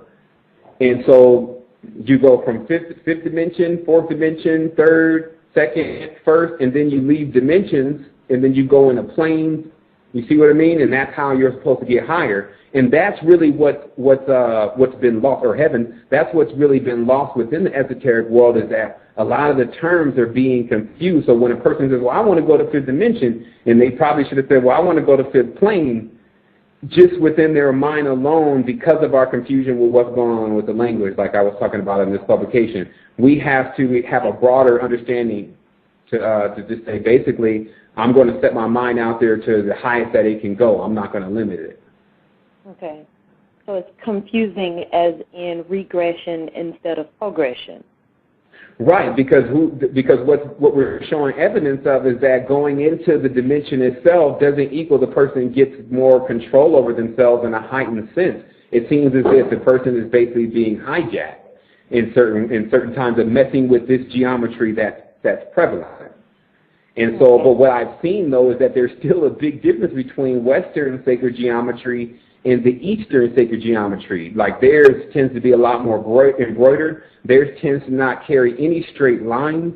Theirs tends to be very vivid images that can be seen on a three-dimensional projection. So basically, we're getting, for better lack of words, the white bread of esoteric knowledge in the Western mysticism, and it just leaves things so open. That's why it doesn't really work for most people, and they end up imagining that the power is within the gods instead of themselves.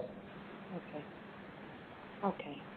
And the one more question I just wanted to ask about, it's I was just reading through the Bible, because I tend to go back and forth from time to time, because there's new things that I find out about it. And Matrix, of course, you know, with the movie coming out, it's been out for quite a while.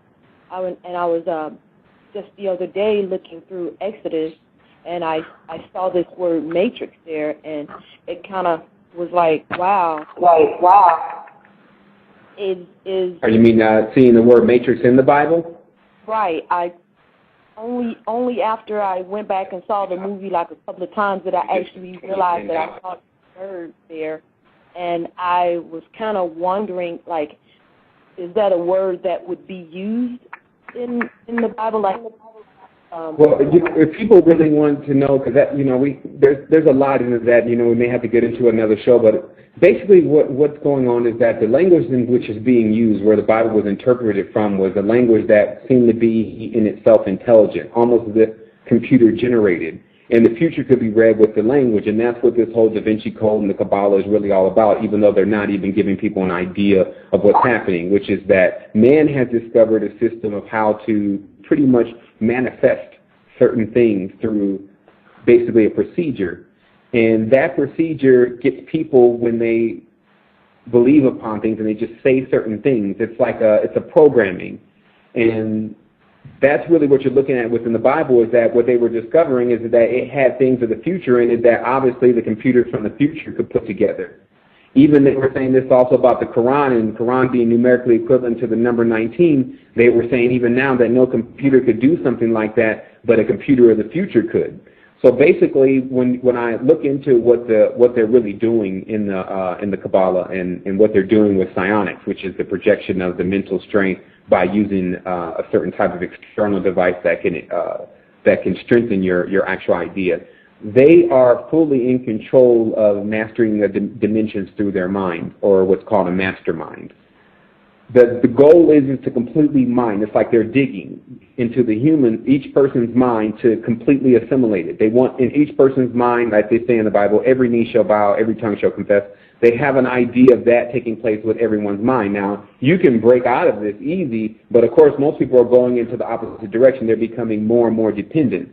So the moment that they have to, because they're depending on their thoughts and everything now, it's no originality. They're depending on the icons. And that's another thing I want to make sure comes across, is that what you see going on with a lot of the industry and the icons is that they've all been prepared for this point, and that's why they're starting to do so much occult stuff. Like all through their history, yeah, you could see a little initiations and things like that, but never this strong. But right now they're leading masses of people, individuals like Erykah Badu, leading masses of people into occultations and the Crowleyism, which is, you know, the worst kind of Satanism. So understanding a lot of this stuff comes in degrees. And what we're really faced with at this point is rearming ourselves real quick with the knowledge. But the main thing for us to do is to get present really fast, to treat this as it's actually important, because that's what actually makes you go and get the right type of knowledge that you need to get. And then from that point, the Most High really does the rest. It knows how to bring you to the people and around the things that you need to have and get rid of the certain things, because that's really what happened with me. I was deeply in error in my understanding, and I was willing to accept that and also to relinquish the power in which I had gained through that in order for me to get the power that was exclusive to what's inside of me, which is the only way that a person can really connect with the Creator. Okay.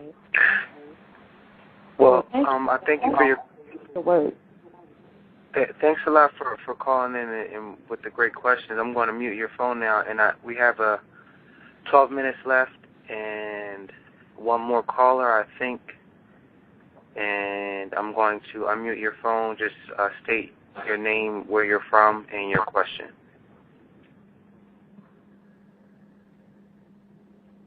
You're on? Hello? Yes. Okay.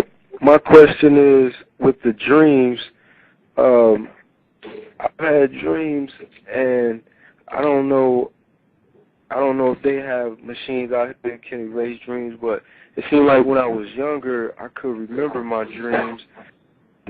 Now that I'm older, it's like I have real important dreams. It's like I wake up and like they totally gone. I just want to know, what can I find? Is there books or what can I find that will put me in power with how to, manifest my dream power, because I know we travel, from this physical plane in the dream realm. I'm just trying to find out more information of how to use my dreams to help me, For a person that's extremely disconnected from the dream world, meaning if a person experiences being extremely disconnected from the dream world, meaning they can't really remember anything, first thing they're going to have to do is realize they're going to have to go into a mode called brute force. Brute force mode is when you have to really do everything to get those faculties back turned on, because it's either been something in the diet, something in the level of thinking, something that's been causing the pineal gland not to really be active.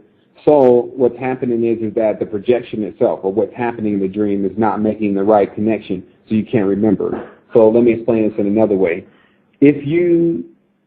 Some people smoke marijuana. Marijuana does hinder the being able to remember dreams. So the only way you can brute force something like, let me finish explaining. So the only way you can brute force something like that is to write down every single little thing that you can actually remember, until you actually, basically, you're hard-coding your mind. Now, they have another device that actually flashes a red light every time you go on an REM, and these are called lucid sleeping goggles. So you might want to get in touch with us on the site. There's different ways in which to get back in that world, but the main thing is to understand how you're going to have to use that brute force. You're going to have to start covering make sure your room is completely dark. You're going to have to start covering your eyes because they're light sensitive, at least if you're not going to use the goggles, which, you can use the covering of the eyes. You're going to have to make sure you write this stuff down even a little bit you remember, because then what happens is that as you get more interested in that world, the brain starts to switch which world is the primary reality. And then there was a time in which I completely lived in a dream world because I wasn't leaving the room at all. Like I was spending a lot of time in one small room. So the thing is that the mind now it doesn't want to be in that little small room, so it'll go and it'll use the inner mind to go somewhere else. But as long as you have a lot of external things going on and you're not using the brute force method, there'll be some cloudiness there. But when you start doing things like wearing the earplugs, putting on the eye covers and things like that, where you're doing more in the Coca-Cola to get the Coca-Cola to get the pineal gland softened up. When you're doing stuff like that, that's when you're using so many methods. Once you start remembering your dream, you don't really know what made it happen, which of course is the best way also, because it allows you just to adapt to it naturally faster. Yeah, okay, because I recently did smoke a lot of marijuana, but I've stopped for it's been 30 days now, and it's like I've been having more detailed dreams, and they felt so real, I felt that I was there, and when I woke up, it felt like I was still there. So I feel you on that, that note, and I just was wondering, could you prescribe any books I could read that go more in detail about learning about, controlling or harnessing that power of of the chakras and the dream states and the dimensions, because I'm real interested in that, but I don't really know what to check out, you know. I was lucky to find, which I want to say, you know, thank you for putting this information out, because a lot of people are awake in this time, so thank you for that. Oh, man, the pleasure is ours, brother. Basically, what I'll do is I'll create a suggested reading list, because it will be more than one book, and then I'll put that up in a post on the site, and then that'll get you a little bit more closer to some of the things that you can do. But basically, understand, brother, like the mind is the most powerful thing, and like I'm talking about all this stuff from the level of already doing the experiment. Like I did the experiment with marijuana. I've seen how it clouds the dreams after a month, and you know that. Well, not even after a month, but after about 3 days, the dreams they're not as clear. But then you know you take a break from it for like a month or two, the dreams are crystal clear again. Then I realized that there was a brute force method. So a lot of things that I've written down, I've documented, so that way we can answer everyone's question and say, this is actually the experiment. Yeah, someone was in there, we had them smoking weed, we said, okay, what's up with your dreams? And we have more people to talk to because we have the resistance. So there's about 2,000 people out there active and at least 50,000 people inactive that are just ready to do their thing. And that's why, you know, we only got 7 minutes left, and brother, I'll definitely keep you in line, but I do want to say a couple of things in the last 7 minutes. I really want to say that this is all about. This is all about the youth. This is all about offering something that is such in high demand for the minds that are coming into this world. It's like, what will we really do if our kids get old enough and they have this kind of foolishness, like what I was just explaining today with this whole Jesus Cristo, but if this keeps going on, it's always going to keep the mind limited, like David Icke calls it, the prison religions. If this keeps going on, then there's never going to be any true potential in our reality. We have amazing inventions. There's no reason why we should have population situations or anything of that nature. We could build places in the sky if we really were doing what we were supposed to doing. That's what people need to really understand. They're just these people have no solutions anymore. They're like I said, they're like one on the movie Night.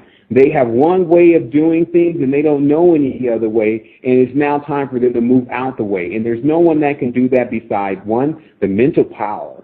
Like we don't have to march anywhere. We don't have to do anything of that nature. The mental power of everyone understanding exactly what they can turn on and exactly what they can do is what starts to spread everywhere, and that's the only thing that's going to change stuff. The only thing that's going to change stuff is that everyone knows, and you got to keep telling them until something that they hear, something in particular, is what rings for them. And they're like, okay, actually, man, I want to know more about that. Don't think it's going to be the first thing, and don't think it's going to be what you even were interested in, but you just have to keep letting them know, because as far as the collective, as the humanity is concerned, that's our only hope. But it's good that this mission is twofold. You can still work on yourself, which is what's required first, before you try to do things for others. Work on yourself and get yourself enhanced, and that's what's really available on the site. It's not just what's going on, but also the solution to what's going on. So I'm going to let Son go ahead and take us out of here, or tell us how much time we have left. And but we have 4 minutes. 4 minutes left. Okay, so we have 4 minutes remaining, and I definitely wanted to say thank you to all the members of the resistance that have contributed to the resistance and helped us stay intact. And we're definitely ready to roll out more. We got the new book coming, and we definitely have another thing bolting onto the Matrix Underground with allowing it to flourish. And even we're working on a way to actually pay resistance members by giving them a job so that they can spend most of their time studying and doing what they want to do, and then just a little bit of time on the computer doing something very fast, and then they can go back to work again. Or go back to work on enhancing themselves, not working for someone's boss. So that's really what we're doing, and I think that this is totally different than anything I've seen presented out there. And as I always say, if you don't see the portal, be the portal. And that's what this is really all about. We're coming together, we're alive, we're active, we're saying it like it needs to be said, we're not afraid. Death is but the entrance. And I'll tell people this because that's where their fear lies within all this stuff. Oh, if I say the wrong thing, if I do the wrong thing, I'm going to tell you something. You can't live like that. You can't live in this world always afraid of what's going to happen and these elite and their money and their collapses, and that's all that's built for. But when we come together and we show that we have that spiritual power back intact, watch how the Most High comes through, because it's been coming through, and that's why I'm being allowed to speak. People are being allowed right now to hear things that were never really heard before. It may take a little time to digest, and sometimes I may not present it as well. Sometimes I may be a little bit aloof, because it does take a lot to be contemplating this stuff and still remain in this level of thinking and even being able to talk sometimes, because you're constantly getting your mind blown. But I'm here, and I'm here for everyone else that's in the resistance, because that's what we all are. We're here together. So I'm going to go ahead and take us out and send a wholeness and balanced vibration to everyone. I've done enough praising and things to bring out this being, which seems to go under many terms, mainly Sophia, sometimes under the term Sirius, sometimes under the term Isis. What this is some type of illumination spirit that actually has a way of transfixing and transforming the individual that is receiving this being in their body. Now, it's amazing because science will completely accept none of it. But it's totally going on, and we could all go catch it on camera if we really wanted to, if the church would just allow us to do it. Nowadays, some of these pastors, they want money so bad, maybe they'll allow you to even come in there and pay them something to do it. The thing is that I witnessed the whole paranormal world as a child, where they were clearly in contact with something, and they were also encouraging me to do the same thing. Now, there was one instance where I had been told by some elders, some men that were elders, that they would take this time out for me to go through this procedure. And as I began to call upon this name, I guess in about 45 minutes as a child, I started getting tired, but there was what I felt was a stutter in my tongue at one moment, and then the gentleman stopped and he said, "Wait, do you see that over there?" And it obviously stopped me from receiving this version of the spirit inside of me. And we looked, and in the corner of the church there was what I still know is to be the second largest angel, if you want to give it that term, that I've ever seen. And I've always treated that as the point where something was going to happen at that moment, but there was something else that was looking out over me to make sure that it didn't. Later on, I figured out that when you're sitting on a master number, if you know how to utilize it properly, you can really look into doors that no one can peer through and decide to come back from. But because you can stand on the feet just like a master, and you're to create your own system for yourself, you get a chance to witness exactly how other systems are created without getting caught up in them. So I know that for sure has taken place from more of a factual level, because through my life in my pursuit for spirituality, because I became, after a while, what happens, you become like a spiritual junkie. This means that you're really looking for your next paranormal experience. And there was a very active world that exists, basically, is what I'm saying. It was a whole other world that no one was really aware of unless you were somehow serious enough to see and pursue it, and then after you pursued it, it basically talked back to you. At that point, I'll start off what I'm going to be revealing here about this deprogramming of the draconian mind control. I say here, a word doesn't become a world until you add an L. If you look at the spelling of those two words, you'll see that. What this is really about is it says in the beginning was the word. So as I talk about it in the occult of the matrix, there is an actual way to emit words to create dimensions, but the word is not enough. You have to put God in the dimension. Because if you actually just keep creating dimensions and worlds and there's no one to fill them or no one in them, then what's the point? And so we learned really fast that as this next thing, if you're reading here, it says, this is the making of an external God. As it says, in the beginning, the Elohim said, let us make man. This is the making of an external God. As it states in the Bible in Psalms 82 and 6, I tell you, ye are gods, and all of you are children of the Most High. And all of the scripture that I'm quoting here, I'm quoting exactly from the King James 1611 version only, because that is the standard copy that was in publication and when Christianity swept through the Western world, and before then it was the Geneva copy.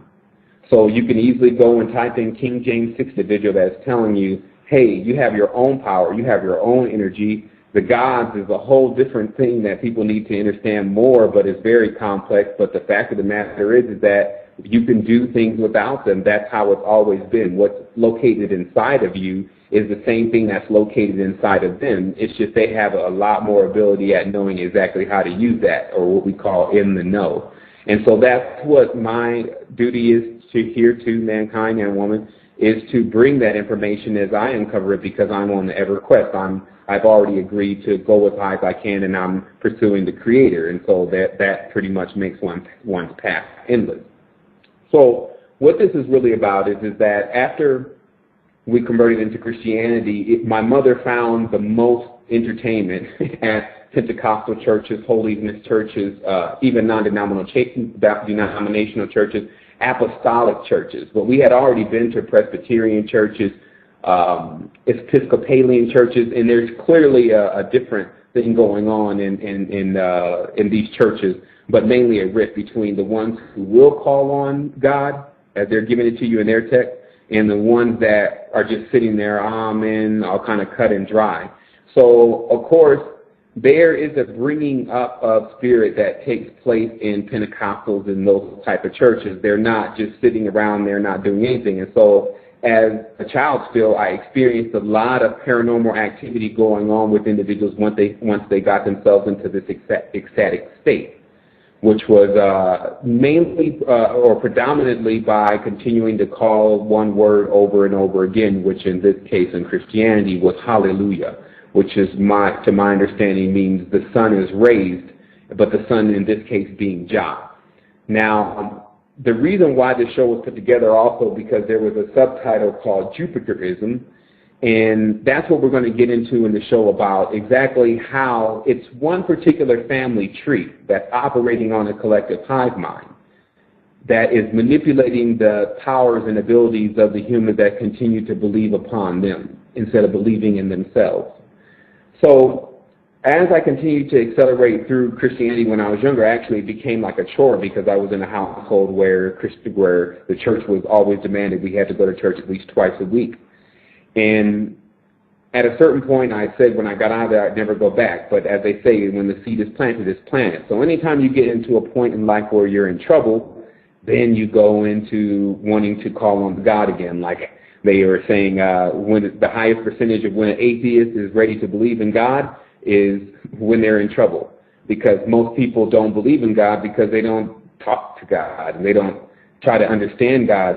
That's what belief is. You can't say, I believe in you, son, but you never go to his baseball games, you never do anything for him. That's not belief, that's just talk. And that's the other thing that we're separating tonight is the difference between talk and actually action, because that's what I was really dealing with. Never been a big-time talker.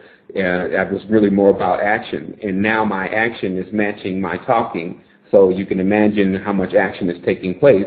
So what this action brought about was it brought about me wanting to understand exactly how this prophecy, powerful Elijah Solomon thing was working in Christianity.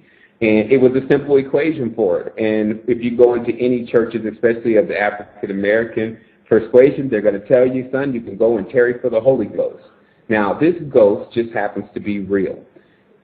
No one can really say that unless they've actually been in some of these sessions where these people have that's their energy. So we're going to go ahead and continue from where we left off at, and I think we do have our sound together here. And I just wanted to be sure that we got the clear audio available for everyone when the show starts again. Well, for which I'll do a new audio for the show that you can get offline, and it'll be clear, so you can get that from www.resistance2010.com. Also, on this show can be followed. This is all uploaded to www.matrixunderground.com. You can actually follow along to what I'm going to be reading here in a moment as I finish explaining what I had to explain about my childhood and my preliminaries into this. So basically what happened is that as a child I had already had an exposure to spiritual knowledge. And there was that attraction to Solomon, but as I got older, then that whole idea of being in mysticism or being any type of deliverer of God and in the army, as they call it, was completely removed out of my mind with the product of being in the society. There was also the abilities that I had when I was younger, which gave me a lot more connection to that spiritual world. And so, if some ask, is the the communication with God by divine right. The only divine right is if a person wants to communicate with God, and if the person wants to communicate with the Most High, and how much intention they put into that. If you see, some people just can't put that much attention to it. Something is much more important to them. And so the only divine right is that when you feel inside that you have this calling to discover what's really going on out there and what's bigger and what created things, that person presses into that. That's what determines what their divine right is. They sprout up everywhere within every race, color, creed, genealogy. There's really no way of telling unless you're looking at auras, who exactly those individuals are. So I believe that personally what our faction caters towards is individuals that want to push a lot further in their spiritual understanding and understanding, because they've experienced different things from different paths, but nothing has really given them what they needed to become perpetual.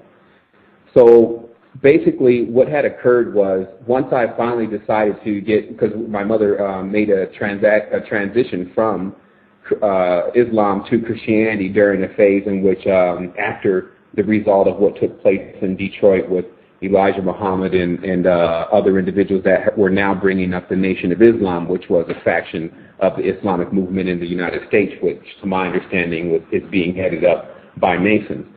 So there was basically a division that took place, and there was a lot of individuals who just split off altogether from the Islamic community and any parts of the Islamic community. Some went with Malcolm X and practiced like the Muslims practice in the East, and we did that for a while, and then some went and practiced like the Muslims practice in the West. And what ultimately ended up happening is that the westernized Islam leads one back into Christianity, and so my mother made a point that when she was being converted to Christianity, that we were going to go to all the churches. Now, here's what's interesting. When sometimes you have to listen very closely to if there's points in time in your life that you've experienced these same type of things, and maybe just in a different text. If you're always trying to judge the individual that's speaking, then you don't get the message that's uniquely for you. So the message uniquely for you is that, can you see in me somewhere where you were doing that on the path, and I'm now showing you that you're here with the after effects of what I'm explaining now, meaning now becoming interrupted.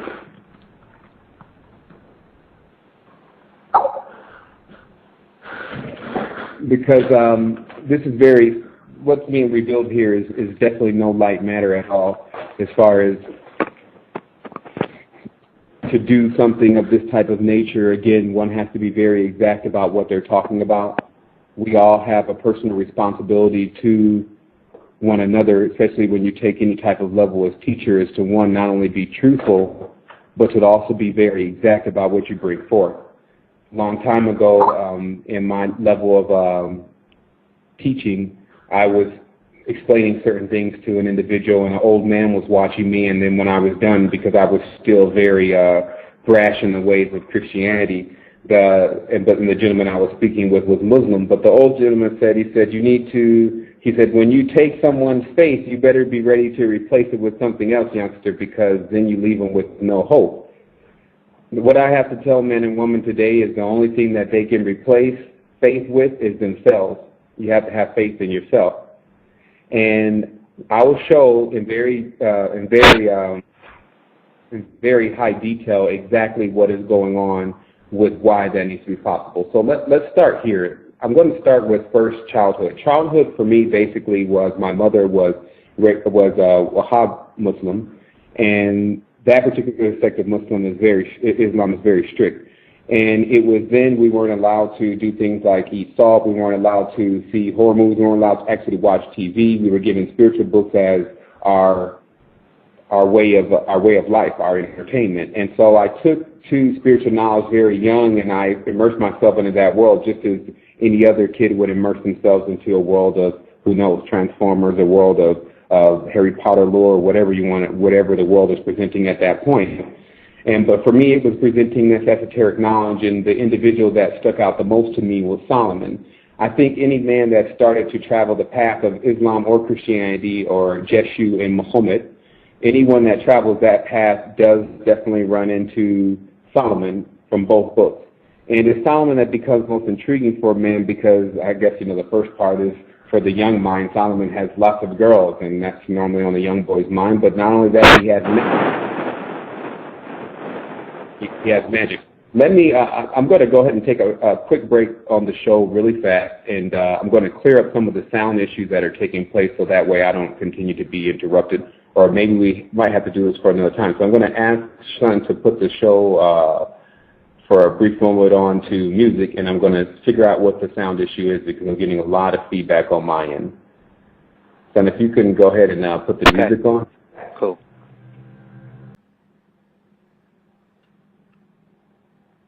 We're forward. Seven, are you on? Yes, I am. I'm on. Oh, just as a tidbit for those who want to, I do want to let everyone know I figured out what on is all related to. Basically, if you take every single letter in the English language and you put that letter in front of on, you'll get the core of that letter and what it's related to. Like P is Pon, Don, Ron, John, and you can keep going down through the whole English language, and that is actually what they call the power language. And it's only when you get to the sun is that actually the relationship between basically when the serpent takes on the energy. Like even in Tibet, they call themselves the Bon, B-O-N. And that good day, Resistance. It's and good evening for those on a different time zone. And we're welcoming everyone to the show, which is Christianity Debunked, Deprogramming Draconian Mind Control. And today has actually been quite a day, well, like really this week, in putting the show together. It's been so vast. Even we're going to actually do another show next week because there was an attempt to make this show interactive. And what we were able to do is we were able to present all the data, but of course we want to be able to bring the publication with it, the pictures and the movies. But first, I would definitely like to say wholeness and balanced vibration to the Resistance members. Also introducing my co-host, Son. Wholeness. We holding it down. And today is a special show. Basically, what we're going to do here is we're going to walk people through understanding exactly why it's important for us to understand and to stop delivering energy to any external source, and also to encourage others to do the same thing. There's definitely something that is going on here that we are all involved with taking part in, which is making others aware of what exactly is going on. Just like you're becoming aware of what exactly is going on, you have the opportunity to pass that information to other individuals, and it will show to prove itself not only true, but also to be effective for that person's life if they're looking for heavy change and change in a positive direction. So what we're going to start talking about basically is a topic that is very lightly addressed in a lot of the esoteric circles. You either have an extremist who's explaining where Christianity came from, and at times they omit all of the details. They go into, well, you know, it's draconian, it's serpent, and then but they omit the details about where that exact origin comes from and who was involved. In addition, there's another scenario which also takes place, which is the individuals that attempt to prove the origins of things end up becoming somehow affiliated themselves, because what they find out is they find out a very deep story about what's been taking place here on the planet. To understand the esoteric knowledge of Gnosticism and Christianity is to be in the face of the creator of this system, this particular matrix. And I'll explain that here in very thorough detail. But before I even get into explaining any of that, I just wanted to talk about very briefly why it is me that just happens to be in a position to explain it from a level of experience. What I'm going to talk about later on in this document is how I don't really think anyone can discuss something of this type of nature in any full detail without having either been involved in it. You can't do it just from a level of study, because the level of study itself is only going to take you so far. There has to be experience. So basically what you're looking at here is you're looking at a certain scenario that takes place in an individual's life. That individual just happens to be me at that point, but there's a lot of other individuals that are also out there that are experiencing and have experienced the same thing. And what this is about is in the beginning of coming into spiritual knowledge, most people come as children. They come as a state in which their parents are telling them what the religion is that they should choose.